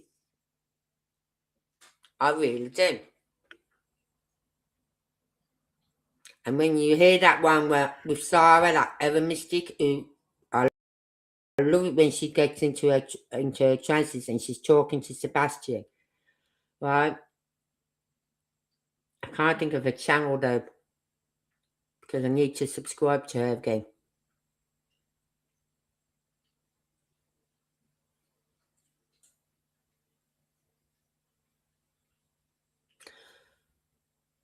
Why have you deleted all your pics?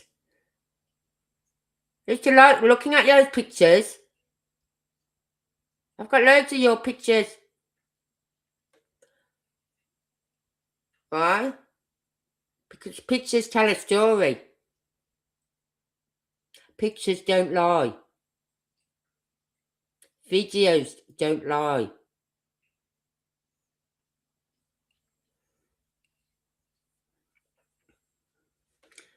So, there's a lot in this case that should have been done and wasn't. Anyway, we're going to look at, this is the derelict house across the road from, now on one of the videos, which I've got in my downloads, you can actually see their RV through this gap in the trees. Where he stands, you can actually see the RV in this field. From this field where he stands, right by this derelict house, you can see the RV. So if those to come out their door or look out their windows, they could look over to that area where that house was.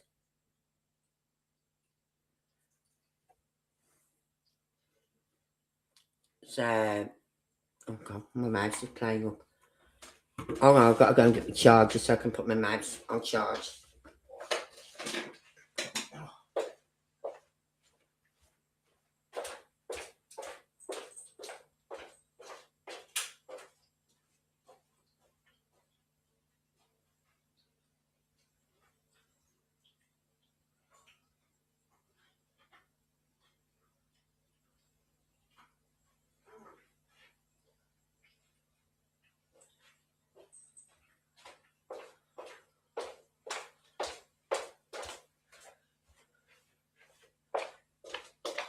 So okay, I always know when my mouse needs charging because it'll start playing up and doesn't work properly.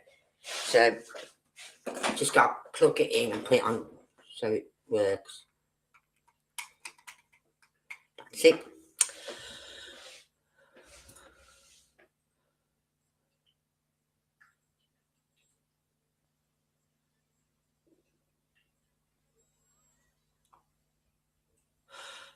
Yeah, I've seen that video you sent me. I see what you mean. It does look like Katie. And it's weird because it's not Katie, it's BJ. But it does look like Katie.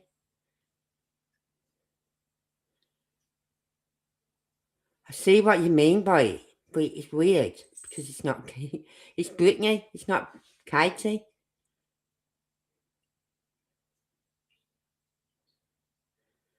But it is weird. And we know it's Brittany because she has her husband. Sometimes her husband. You hear her husband talking in the background. You've seen her with videos of her and her husband in the garden. You've seen her with her kids in the background, blurred out, but you see them moving around. The kids moving about. So we know it isn't Katie because it just looks like Katie. Yeah, it is weird, that video.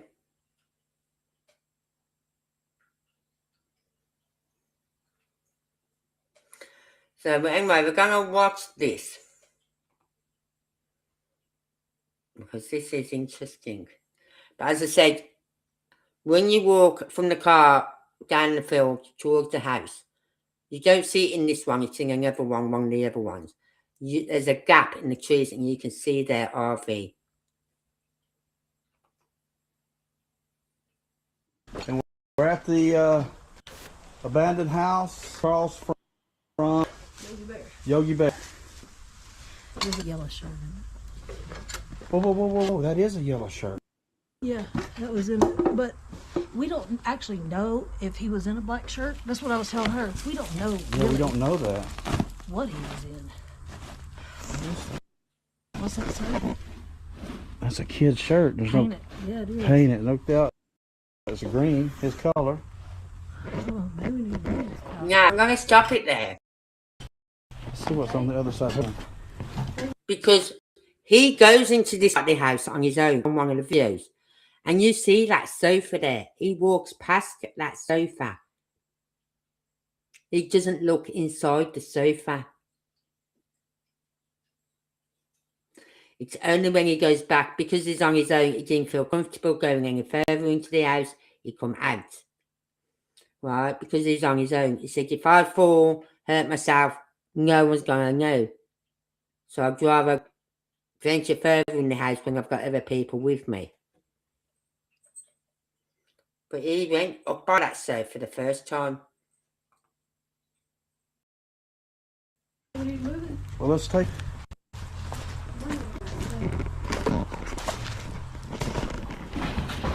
Yeah, there you go. Look at you. Yeah, get that out of there. You get that up. He's in the house. Oh shit! Yeah. There's hornets. Something just He's stung been me. moved that many Something times just stung down me. in the house. Yeah, they're coming. Yeah, we just disturbed them. So he's stung me right there. Oh well, we don't want to mess with it. Yeah, we don't want to mess with that.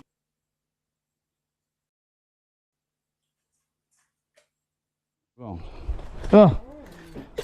Go on, bud. Yeah, be careful with your steps now. Let her go first because she's got the flashlight. So we got Silvers too, and Christy. Okay, I didn't know if you wanted your name. We got Christy in here too. Thank you for showing up, Christy. Yeah, let me get in front of you. I'll knock those down. Here, you hold this.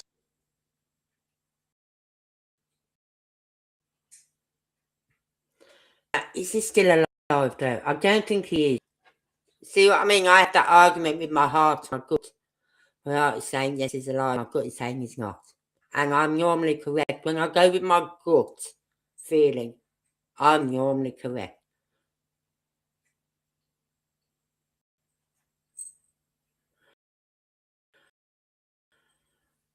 See, the thing is, Michelle, I said this earlier.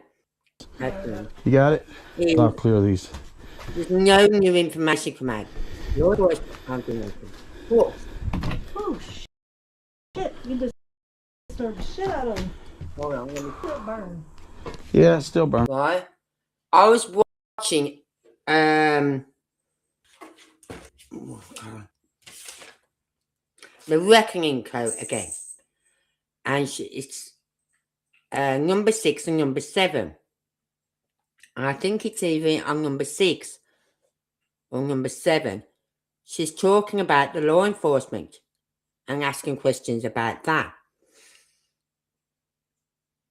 But then she stops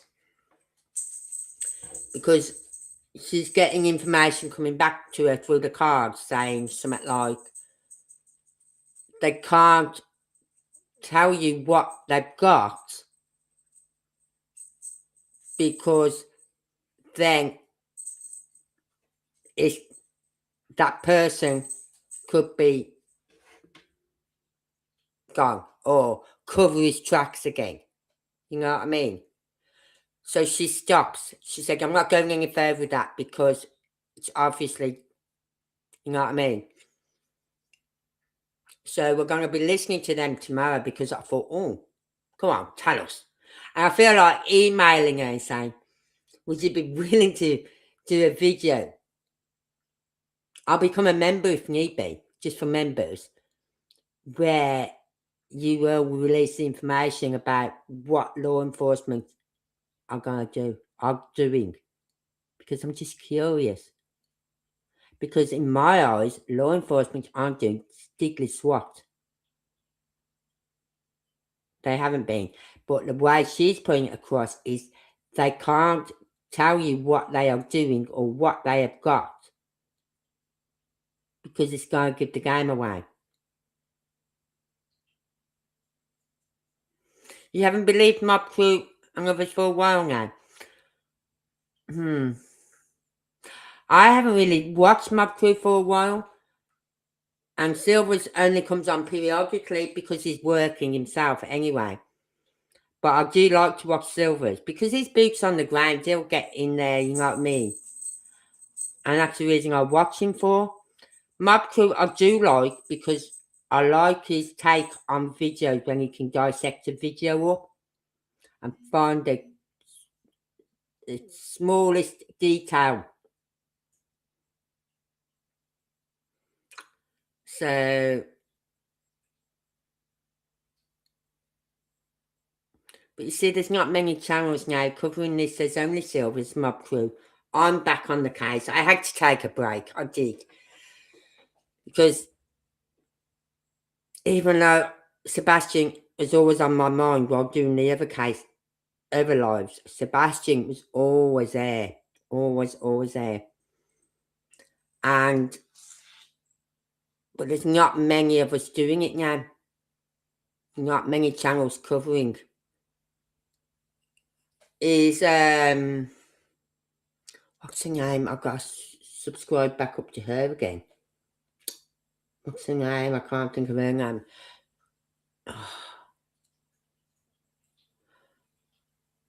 Even Buller and Betty, she's not really covering it no more.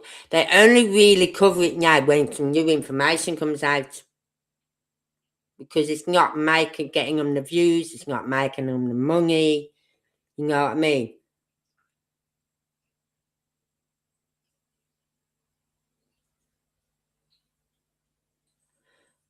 So, well, I will never, I never monetize my other channel. I'll never monetize this one. I'm not here for the money. I'm here just to get their name out there, the child's name out there. Whoever is missing, get it out there. Because, as I say in my intro, we're the voice for the voiceless. They haven't got a voice, so we've got to be their voices. So I don't like to think I'm making money off them. No. Yeah. It is, isn't it, Kylie?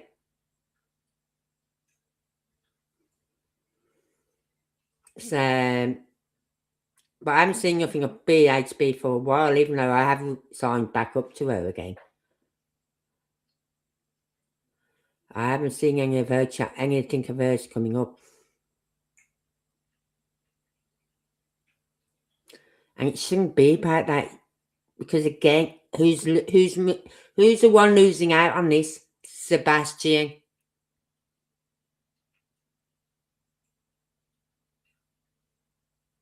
You know what I mean? When you're focusing on a lawsuit, who's the one losing out on it? Sebastian. Yeah, we can laugh. Thank you. We can laugh, talk, have good conversation. Yeah. And you know what I mean? I may not be a big channel, but I love my little group.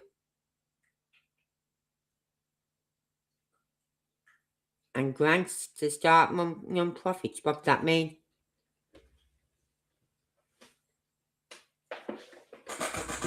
Because everything I pay for, it comes out of my own pocket. Well, I knew that when I took this on. When I first got my laptop, when I first opened my channel up, and I had to pay for my streaming app, I had to pay for it. I pay extra for YouTube, so I don't have to pay. I don't have the adverts. But that's my choice, to pay that. Right? At the moment, I'm not paying for my streaming app. I'm on StreamYard, Restream. I'm not paying for anything at the moment. Because I'm fed up of paying for a streaming app, which turns out to be crap.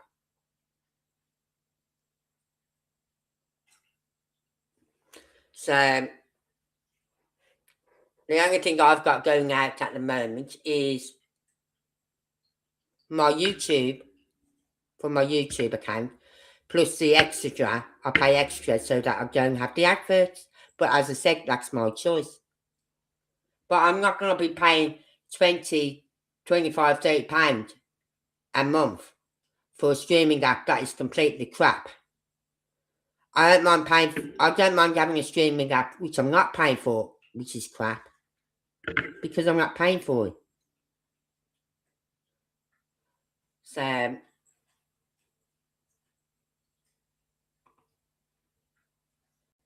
let's get on with this. Yeah, look at that. So dark in here. I don't know what we're seeing. But just be careful of the forest. What is that, raccoon? I think it is. Oh my God, yeah. I think it is. Deer yesterday and raccoon today. Yeah, we'll check out these doorways. So, of course, the reason we're here is the RV sits right across the street. And, I mean, that's something I never thought. I think that's for the you don't window. have to always agree on Okay, everything. yeah. Shine over into there. There's a shoe. Yeah, I know it's expensive. Another shirt. It's $30-something. I didn't even think. Raccoon. You can tell that one. Thank you, Kylie. The Thank thing you. on this one, it's definitely coon. It's trippy in here. It's trippy in here. So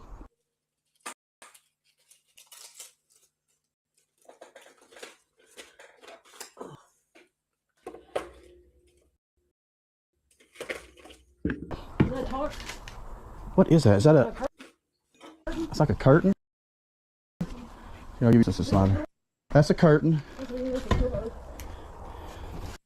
So, as everybody knows, I've been to this house once, and then Christy made comment. She has been, and I'm going to tell you, I don't know if I even told you this, Christy. Christy and I've It'd be vague. That's been about this house, and so agree. when I got her comment, it just said I went further back, or I went all the way back, or something along that. Just I said I don't agree with Mob Crew when he says about him walking out, coming out them, how they came out the front door. It's not possible. There's no evidence of them anyone leaving that house. No one. No evidence of Sebastian. No evidence of Katie. No one. So there's no way they come out the front door. just a straight. Oh, that is.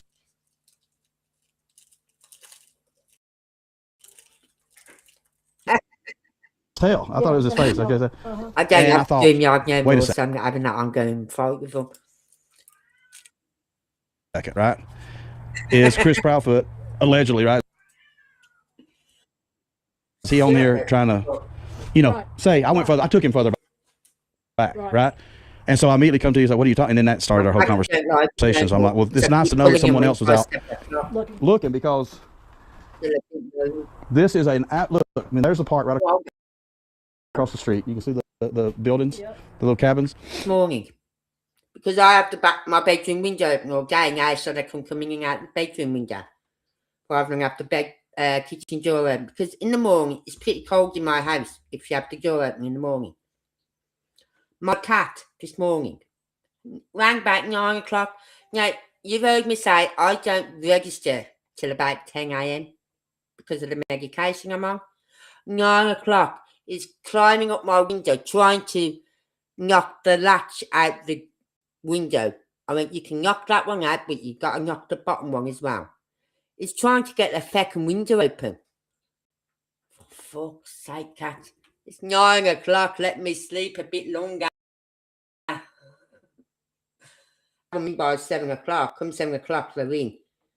And they go to my back door crying and moaning, go in the bedroom moaning. Like a little child who can't get their own way. You're not going out, so they storm off into the bedroom. Then they come back out to the back. You're not going out, so they storm back off into the bedroom. That's what my cats do for about 30, 40 minutes after I lock everything down. They don't like it. Spoiled little brats they are.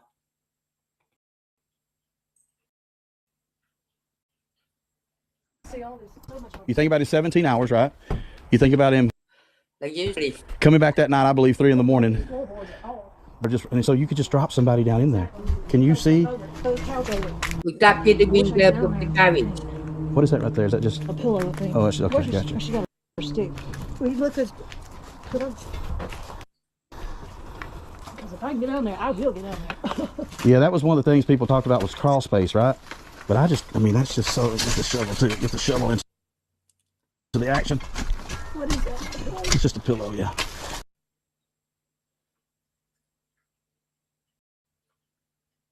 And then look how that's where you gotta be careful stepping, because it just.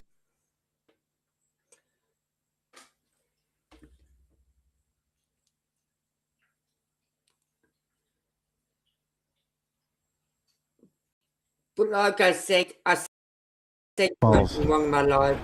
But I really.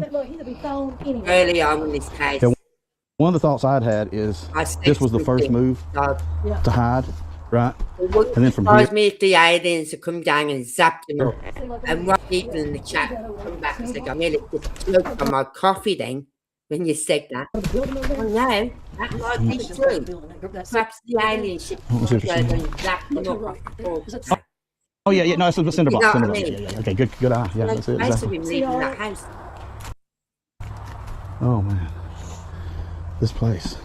Look at this. Look at the kitchen. There's stairs that go up too. I don't know how.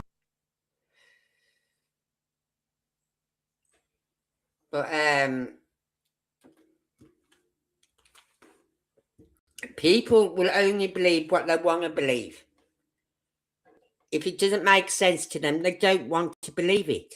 And I think you could be missing out on a lot of information by not listening to everything and looking at everything that you see that someone is willing to show you, like with a what's a raccoon? split box session.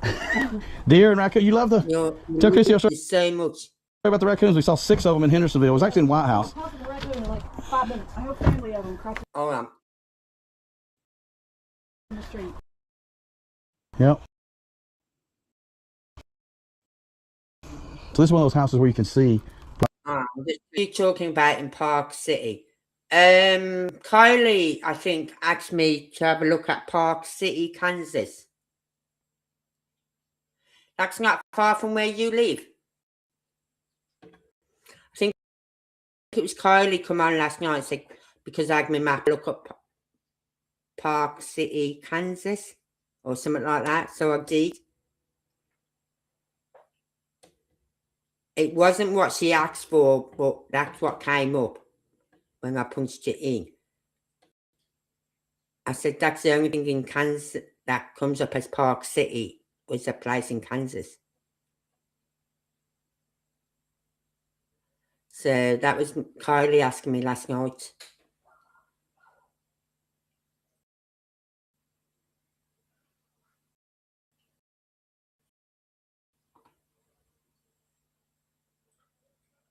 With him being here, let me grab this right here. With him being walking out on his own. Interesting. Yep. Look. 2024. 2000. That was It does say 2024. Memphis. Hold on a second. It says. That's why I said somebody's been here. Life in. Is that life in? No, that's the other thing. I'm going to check that out again. A&D. Life. Lifer in? Or what's it say? Please tell me it don't say life in. Eyes. March 30th. 2024. Does that say life in? Please tell me it don't. Does it? I'm kind of. No, I'm not listening to you. Am I for life? For life. Does that say?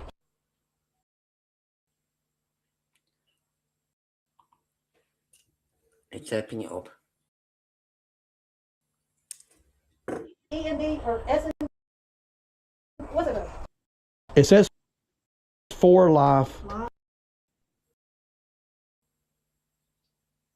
It says eyes want to be something else. Okay, so let me get this. I'm gonna take a picture of this. March 30th, guys. It does say March. Yeah, it says March. Yeah. February 26th. Right. She was here. She was here. Katie was in March. Okay, Yeah. with this. At the RV park. For life. I don't know what it says, but it looks like. It says March 30, 2024. Right. For lifer. I think it's like for lifers. I don't know. And that part I cannot make out, and then the eyes at the bottom. Okay. So I'm gonna post this, and I hope somebody can see what they think it says. I saw it on 2024 on it. It does, because I thought I saw 2020 at first. No, I saw this. Okay, so let's think about this. Yeah, February. A month, Yep. less than a month, 4 days from a month. Did that? You all right? Mm-hmm. Here you go, Tricia. Got the map. But she was here. They were here. BTK. What does that say up there? It says angle. And Angle B. Yeah, it's got this gold Right on. here. What was this? Yeah, it's got a skull. Almost like it says bull. Wallet. There's a wallet there? Yeah, that's it.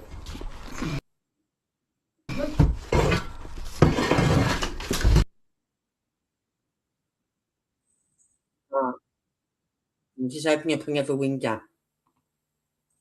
Oh no, what am I doing? Oh well.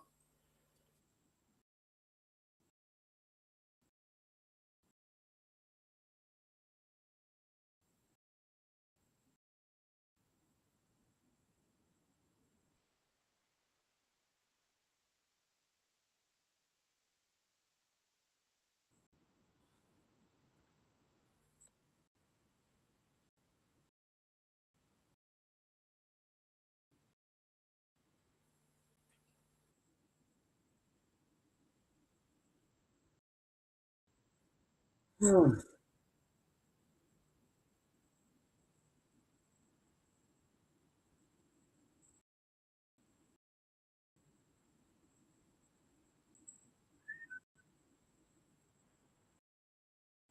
Not let me share it at the moment.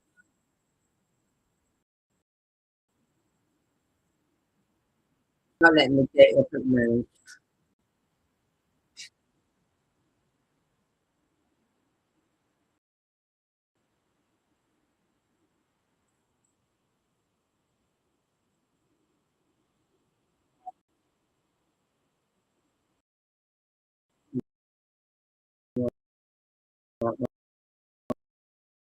Hold on. Got it now. Here it is. And it says, I'm going to zoom in. It has a playground.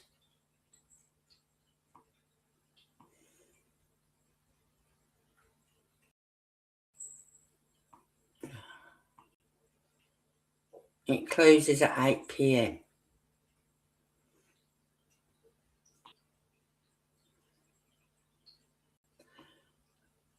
There.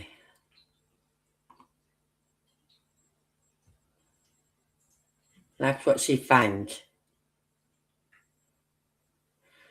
But I'm going to find that again. I'll find it and put it on the map.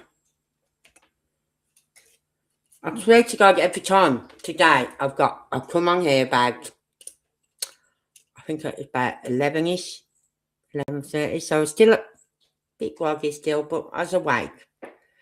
My cats were outside playing. I thought, right, I'm going to go online. So I've gone on and I went on to my Google Earth because I was looking for something she said for what that said. I reckon he said somewhere it's a river, a body of water, somewhere he can easily stay hidden. But she also said,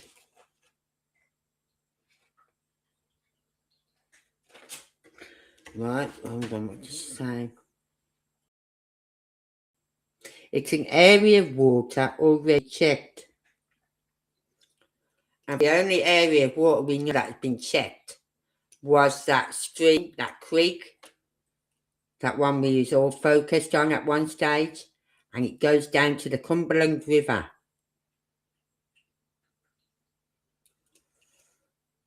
So I was looking around there for anything today that resembled her drawing. I couldn't find anything. I could find the highway, I could find the river. I couldn't find any buildings below that highway or near that river resembling what she drew. Like the sort of like dirt and construction and a big empty building. I couldn't find nothing like that. So I gave up.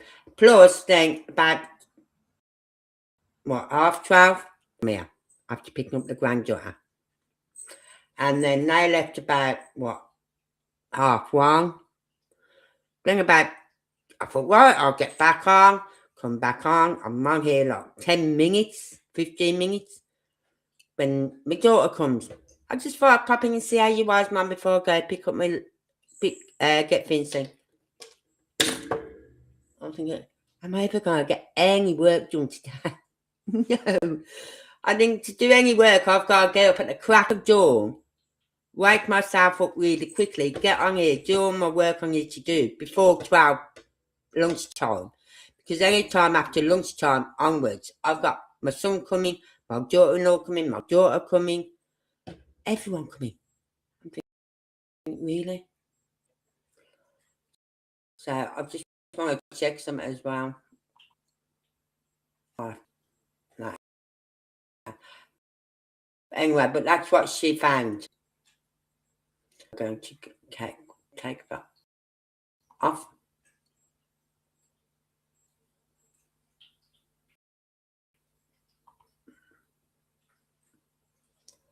That's, yeah.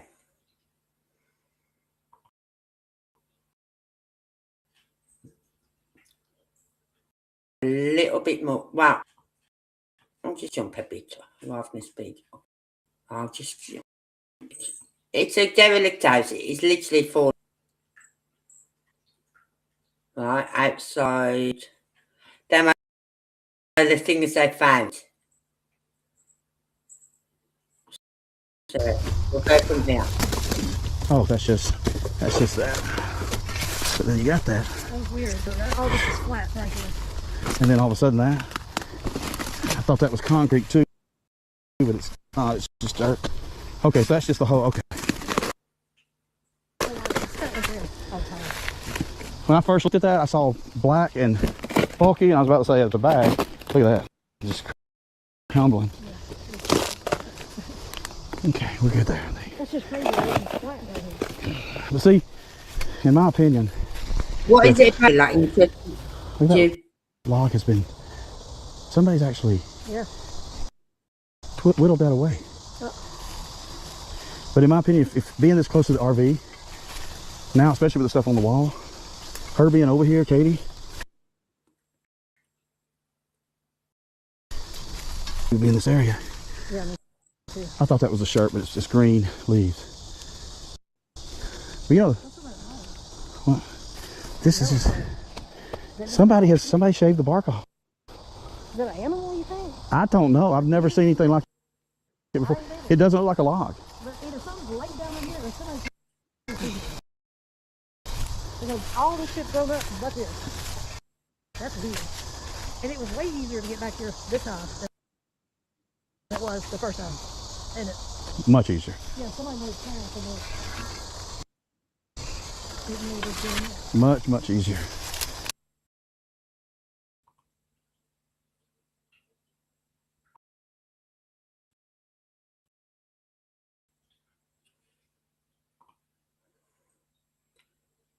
How? Come on.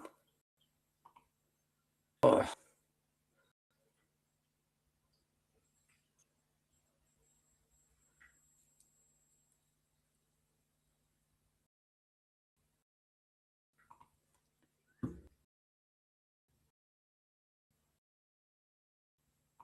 Oh, let's just fast forward a little bit. Because as I said, it is just it's the end bit on this. Right, hold on.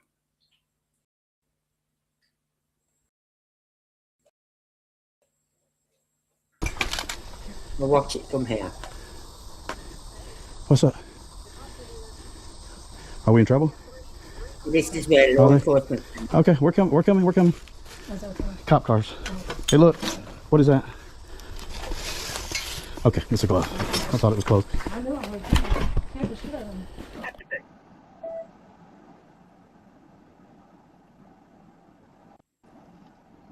But he actually was nice. He contacted the owner.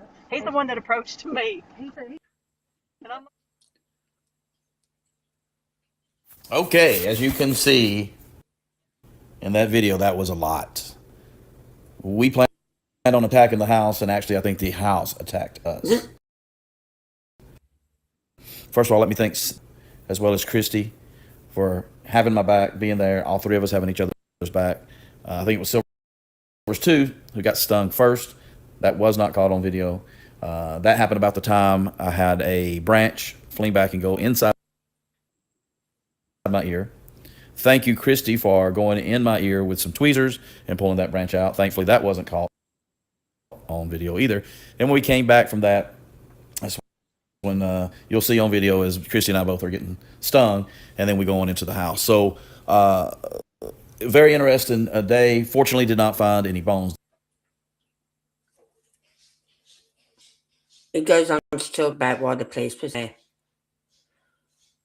And it doesn't keep buffering.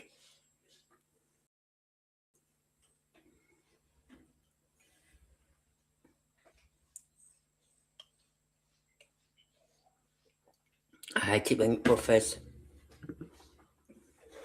I'm getting tablets now. Did not find Sebastian, so we were perplexed by the writing on the wall.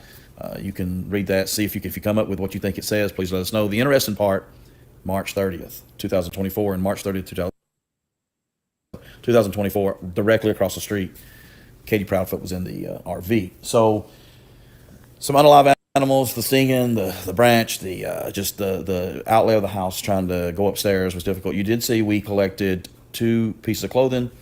One, a T-shirt, yellow, that appeared to be child's or, small, medium size, and then some black pants, size 14 with a drawstring. So we came back out, and after we had done for a while, Silver 2 was done, so she decided to stay in the car as Christy and I went back in to go back through the sheds that were out in the back. And you'll see in the video that we were stopped. We heard someone's voice. I reach in my pocket, see that Silver 2 has tried to call us multiple times, and it was the police, the Horn Lake, Mississippi, Horn Lake City Police. Christy and I stopped what we were doing. We come through the brush and all that, and they're standing outside the house, the back of the house, 3 law officers. And we started telling them while we were there that we were looking for a missing child, Sebastian Rogers. They had not heard of this. So we showed them the flyer. That got their attention. We then all went back out the house into my vehicle to join Silver's 2 when she was out there. Of course, they ran my plates. They ran all of our IDs and did all that. Did you hear what he said? They did not know about him. They showed him the flyer. That got their attention. Bearing in mind, this video was made a while, because he'd been to that derelict house twice before, but on his own. So he wasn't going to go in or anything, because if he'd have hurt himself like he got a twig in his ear this time, now if that had happened while he'd been on his own, how's he going to get a second twig out of his ear? He's not. He could have fell through a floorboard, anything, something could have fell on him. You know what I mean?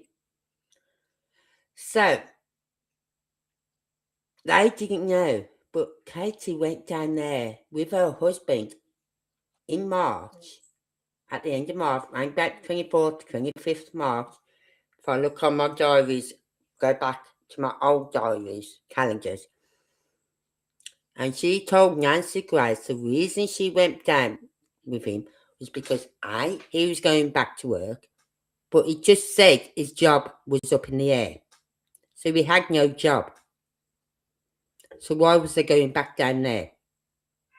And B, she said, and Sebastian could be anywhere. But neither of them. Oh, God's sake. Hold on. Who's moaning? Toby, what are you moaning for? What? What are you moaning for? You won't have a moaner lately. Come up on my lap. Come up here. Come on. I know what you want. Come up on my lap. Bobby, go lie down. You come up on my lap. Come on. All right, let's get the mic a bit closer so we can go up on my lap. Come on. Come on, my fat lump of lard. Anyway, so she said, and Sebastian could be anywhere. Neither of them, in the time they was down there,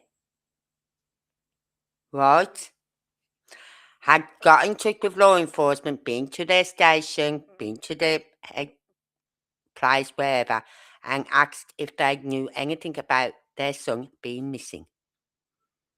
Not Katie, not Chris. Now, being as Chris was at work, Katie had all day to go and do things like that. Katie had all day to go and put flyers out. But no, she didn't.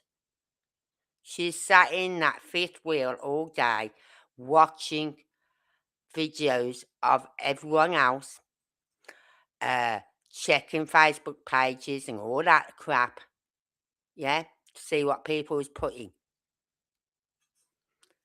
Right, now she could have told, because as I said, Silvers had been there twice before, and his car would have been seen by Chris or Katie driving past. Now, if that is an area of interest and an area that they didn't want anyone looking in, they're going to think, what's that car parked there? They could have got his registration number there and then and found out who it belonged to. Because they've got friends in the law department, Ali, haven't they, in Sumner County, who would do a vehicle check. Right? So, as I said, on Silvers never goes live. He always does videos. So, they obviously saw his car parked out there again. So they phoned law enforcement to say, such and such, blah, blah, there's people rummaging about this derelict house. They shouldn't be there, blah, blah, blah. But you're quick enough to phone the police for that. But you don't want to phone the police to let them know that your son is missing and to let them know and give them a flyer. But you're quick enough to phone police on people who are out there, boots on the ground, searching for your son and your stepson, but not quick enough to inform law enforcement about your son being missing. That's what annoys me about that, is I was quick enough to do all that,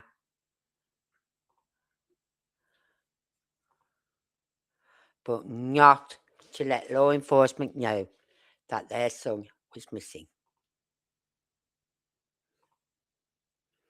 So that was another reason I played that tonight. That was the reason I wanted to play that. My problem with moving Sebastian around to hide him is, in today's age of cams and security, it's not logical to think they risk getting caught on cam with Sebastian. Yes, I did hear someone say once about that. They said the more they move him, the more chance they get of they are of being caught. Right? So that is a risk. But if he was in the house from day one,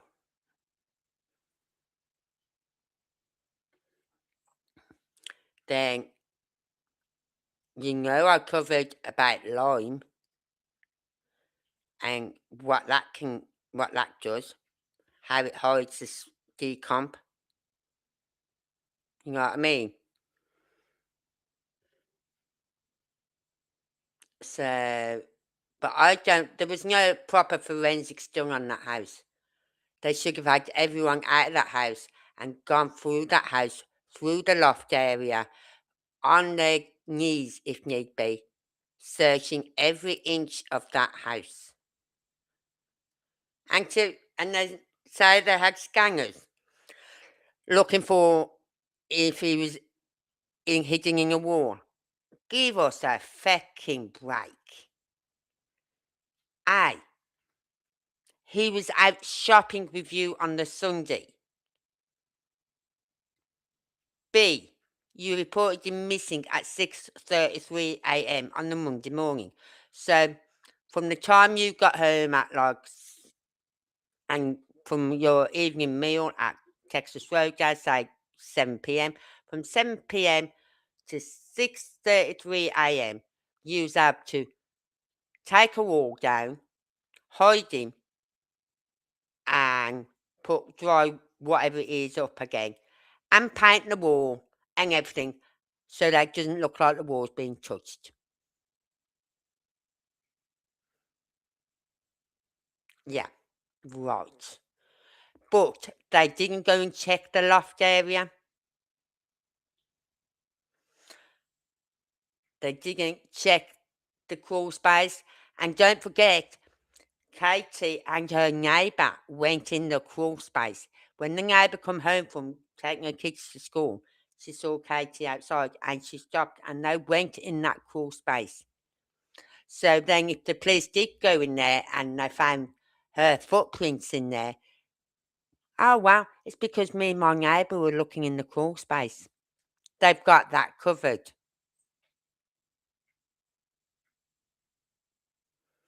So they should never have been allowed anywhere near that house. Once law enforcement got there at 6:45 or whatever time they got there, everyone, that house should have been shut off. The grounds, the area around that house should have been taped off. No one should have been allowed anywhere near that house. Yeah.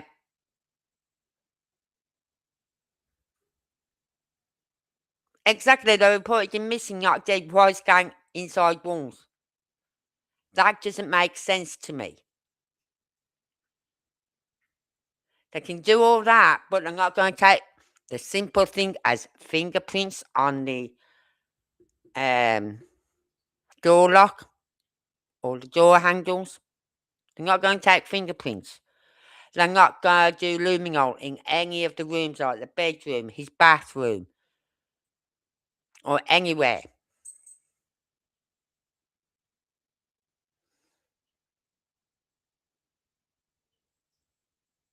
Yeah, the one she was playing around with while CP was gone.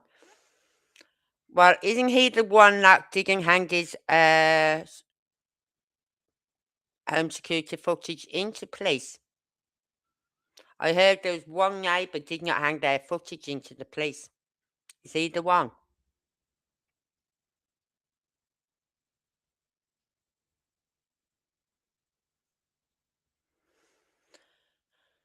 But to be honest with you, I don't care if she was having an affair with him. I don't.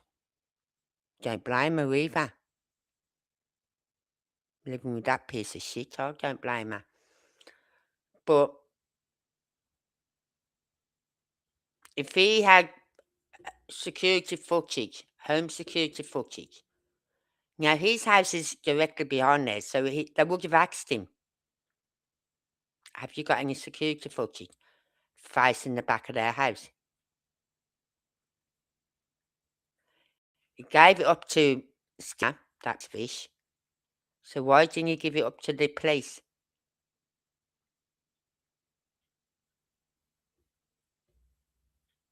So, yeah, they could have come out the back way. They did not go out the front way.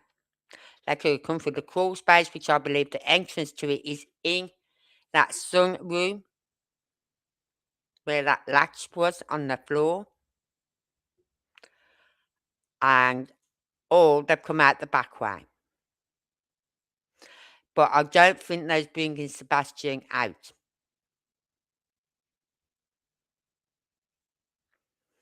Because to carry a child is dead weight as well. Be it alive or not, it's dead weight. Right? I'm not saying Katie isn't able to. But what I'm saying is she's then got to get over a fence with him. She's got to get through trees and bushes and a ditch with him. That's why I think they cut up the side of their fence up to the neighbour's fence at the back, along. That will take them over the ditch area, they'd be on the opposite side of the ditch by then. And that's when you're seeing her cutting through. Like, you'd see the light come on and then disappear, and then the light. That was her coming through the trees, because someone said, you see the light coming and going, on and off. That could be her, the trees being in the way of the light. And I think that was her coming through the trees, the bushes. But I don't think she had Sebastian with her.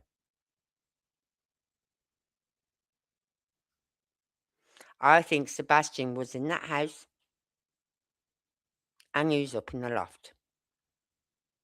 Or, if he's not with us now, he could have been in the crawl space.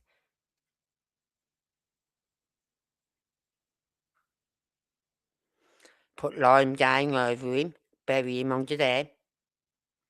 The dogs wouldn't pick up the scent because the lime would hold it.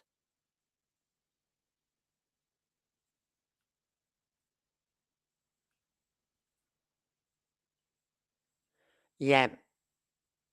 I understand, Michelle. I think he's in that house. Because they could use the excuse, oh, well, we moved out because there's still YouTubers, we're getting threats, we're getting this, we're getting the neighbours, we're getting angry with everyone coming and going. No one goes there no more. No one's interested in your fortified fucking house.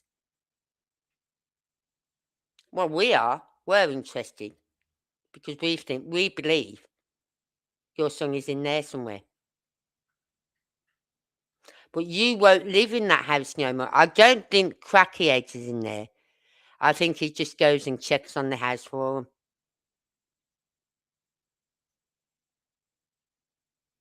No, but lime. Say they put him in, I don't know, a container.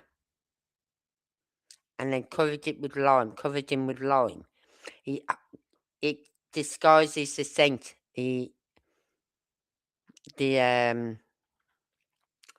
What's the name? But the decom scent.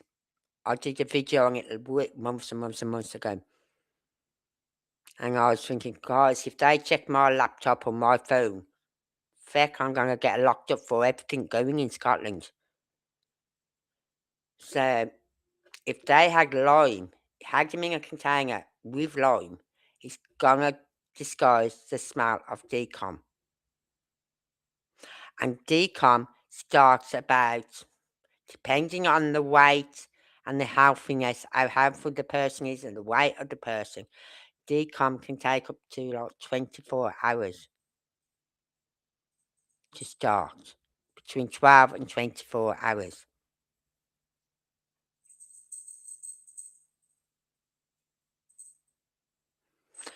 Exactly. There's nothing more we can do. But I'm not dropping this case, because you drop the case. That is what they want us to do. They want every YouTuber to stop talking about this case. Let it just disappear. Just like Sebastian did. Let it just disappear. Let it go away.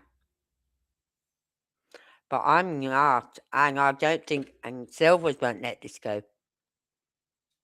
He will not let this go until this child is found one way or the other.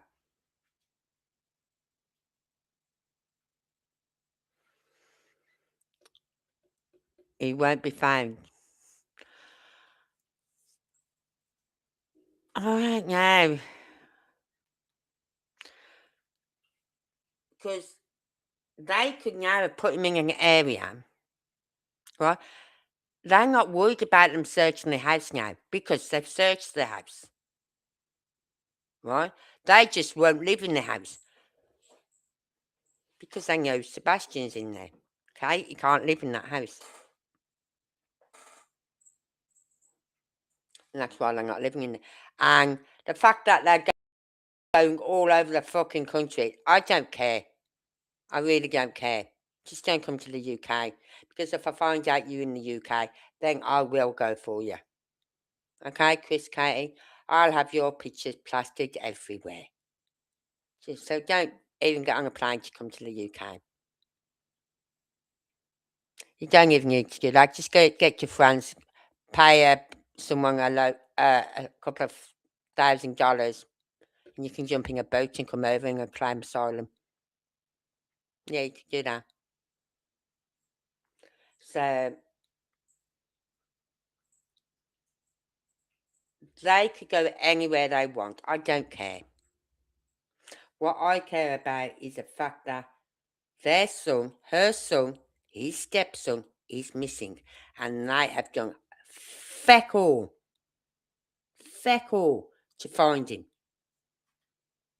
And they have the nerve to sit in these interviews and she'll sit there and say, we won't stop looking. Well, I'm sorry, sweetheart. You've got to feckin' look.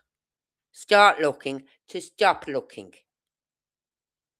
Like Silver's going to turn around once and say, you know what, I can't do this no more. I've got to stop.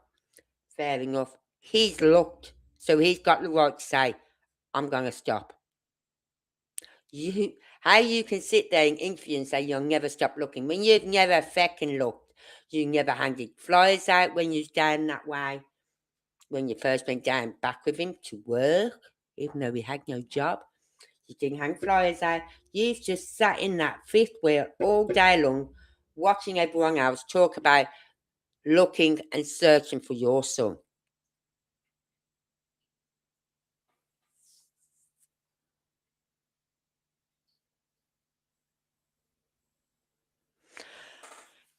But that's what I said last night.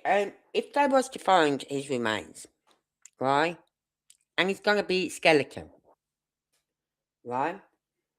If he's in water, you're not going to find the whole body.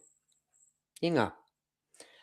And the only way they can prove red rum is if, say, they find the skull and find trauma to it that isn't natural, or they find an arm that has trauma to it that is not natural. You know what I mean? But otherwise, they won't even be able to prove red rum.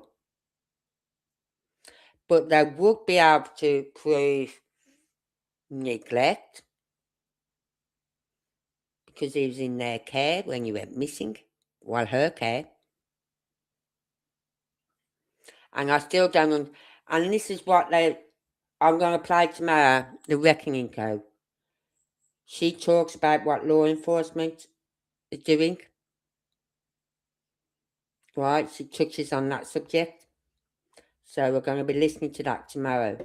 And she stops. She doesn't go any further with that. She goes, no, I'm going to stop there, because they might have information that they don't want getting out to that person then to do their cover-up again. You know what I mean? So they may have information, they may be working on this in the background, which we don't know about.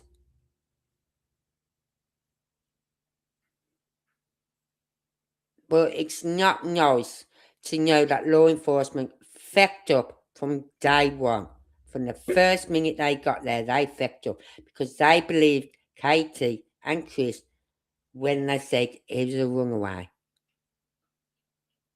An autistic child could not run away at 15. If they're going to do it, they do it at a younger age, not at 15. So, but I just wanted to show you those 3 videos tonight with Silvers, because the first one proved to everyone, you can't believe a word Chris says. Right? The second one, I had seen that video. I just hadn't written the details down, so I put it down now on my map. And the second one was about a possible sighting, and the fact that the lad was called Sebastian, the fact that he mentioned the name Seth, and the fact that the guy who was with the group of children, there's a woman and a man. The woman had her arm around Sebastian, or another girl had his arm around Sebastian, the lad called Sebastian, and the guy went, Proudfoot. Why that name? Now, bearing in mind, this guy said he didn't even know Sebastian was missing. It was only at a later date that he saw something He went, that's the child that I spoke to in the store. You know what I mean? And that is the problem with the Amber Alert. It wasn't getting around. It wasn't working. Fuck's sake, even Seth didn't get the alert come through on his phone. So that Amber Alert doesn't work properly.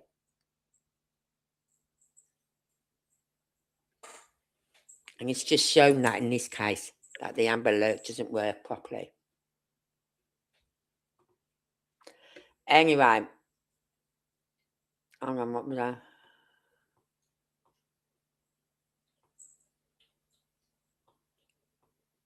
Oh. I believe they are working on it. Just need right evidence to test. Yes. Something was said about, well, we'll listen to it tomorrow, but something was said about like following up on leads or something like that. So it could be, they could be working on it in the background, but nearly 2 years, 3 months, nothing. Why haven't they arrested them and charged them with the neglect? Something must have been going on in the house for the child services to come out to their house, what, 5 times since 2022?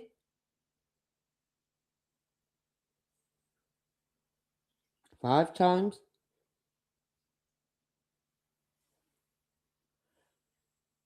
And so something must have been wrong in that house. So why can't they charge them with that? They've got the evidence in front of them for that.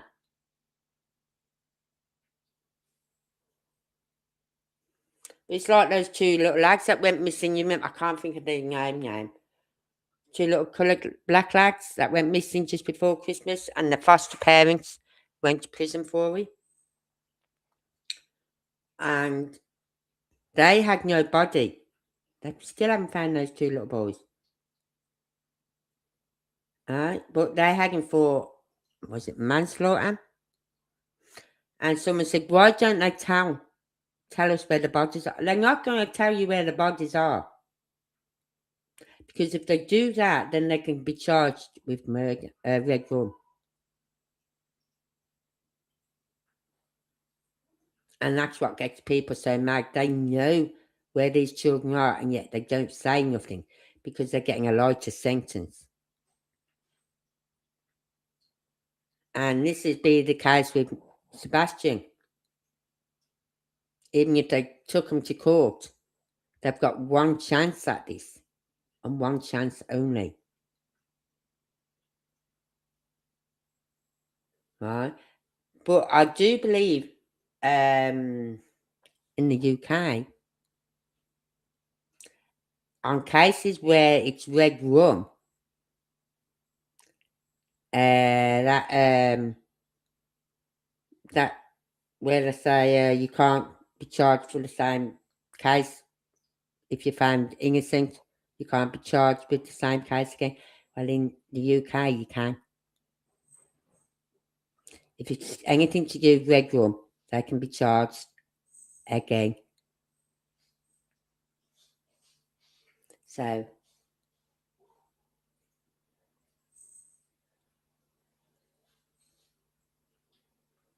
yeah, well, actually, double jeopardy in the UK, anything to do with red rum, double jeopardy doesn't come into it. Because people is getting some family whose child had been red rummed, and they're angry with the fact that they knew it was him. He admitted to it, but when he went to court, he went back on his, said he was forced to say it, he was and all this stuff, and they found him not guilty. But they knew it was him. So after that, they changed the laws where anything to do with red rum, double jeopardy doesn't come into it. Yeah, they've got to make sure they've got all the T's crossed The I's dotted, everything. They've got to make sure it's so solid that a worm couldn't crawl out of it. Wriggle out of it, you know what I mean? But you see, in Tennessee, they also have this law with no body, no crime. Their DAs in Tennessee will not take anyone on charges of red rum or even manslaughter without a body, because without a body, there's no crime. It's a bit like in Australia. I found out. I was watching something about what was this child's name? Something Tyrrell. He was a foster care child, right? And his foster parents and him were visiting relatives. And while visiting relatives, this little boy went missing. The foster parents couldn't speak out, and neither could his bio parents speak out. Because the way they look at it in Australia, that if a child is in foster care, they find that could be a stigma for them. Oh, he's a foster child. Ooh, you know what I mean? So they don't like to put a child's picture out there or anything like that. Or the parents' names out there because of the stigma. And because of that, a lot of people are thinking, well, how can we help if we don't know his proper name and all this lot and what he looks like? And Australia's law is he could be found, which means when he comes back, he'll still be in foster care. But by then, everyone will know who he is, know he's a foster child, and he'll have that stigma hanging over him. I thought, wow, how are you supposed to find your child if he's gone missing? If you're not allowed to talk, if the parents aren't allowed to talk, or the foster parents aren't allowed to talk.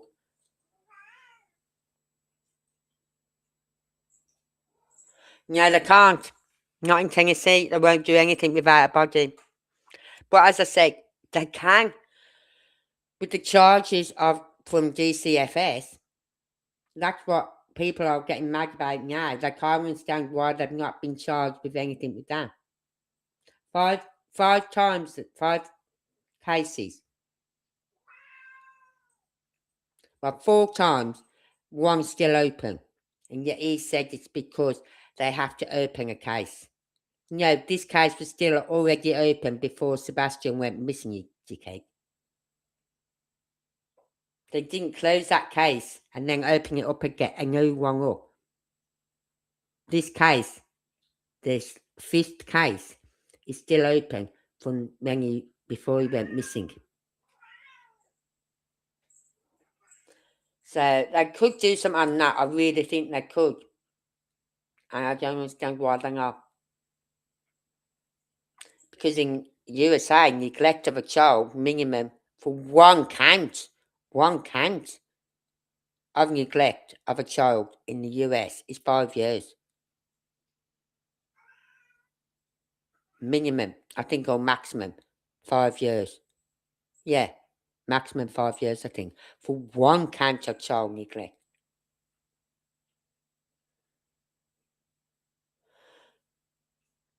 They don't need him to testify. They don't need him to testify. They've got the evidence in front of them. They've got their record. They've got the school counsellor's notes. They've got all that. They could take them to court on that. They don't need a body. Plus, they wouldn't put a child through a court case anyway on neglect.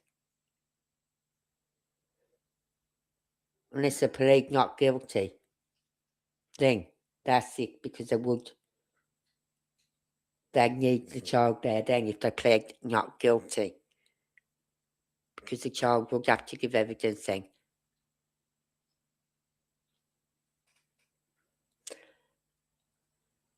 Anyway, I'm going to leave it at that, everyone, because I've been here, 3 hours. over 3 hours. So I'm going to go. I'm going to leave you all.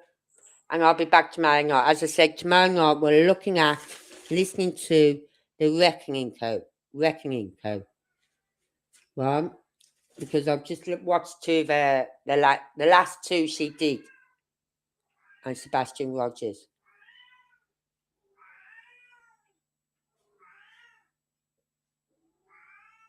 True. But would he be willing to give evidence against his mum? That's the thing. Would a child be willing to give evidence against his mum? That's why they've got the CPS reports. They've got the counsellors' reports, school counsellors' reports and all that lot. So that a child wouldn't have to go up and give evidence against the mother.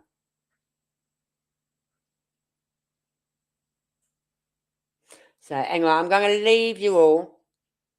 And if you've got any pictures, Michelle, please send them me. Because I do like to look at them. I do like to show them on here. Okay? I'm open to anything on this channel. A lot of people don't believe in these psychics and mystics and all that lot and spirit boxes. But I'm open to anything. And I like spirit boxes, by the way. And I'm open to anything if it helps us find this child. So please, if you've got any information, anyone, just send it me. I'll look at it first and then I'll put it on here. So thank you to everyone for being here. Michelle, Kylie, everyone. And if you're watching on replay and you've got this far, thank you. So please hit that like button. It does help my channel. Please share. Leave me a comment. Anything you want. It's all free. Not a penny, do I ask. So I will see you on the next one where we're looking at listening to the Reckoning Code again. So until then, good night. Stay safe. Never slow up, no I don't take shit. I got no love for the fakeness. If you wanna play tough and wanna hate this, I'll always show up. I don't ever slow up, no I don't take shit. I got no love for the fakeness. If you wanna play tough and wanna hate this, I'll always show up and make a statement. I don't ever slow up, no I don't take shit.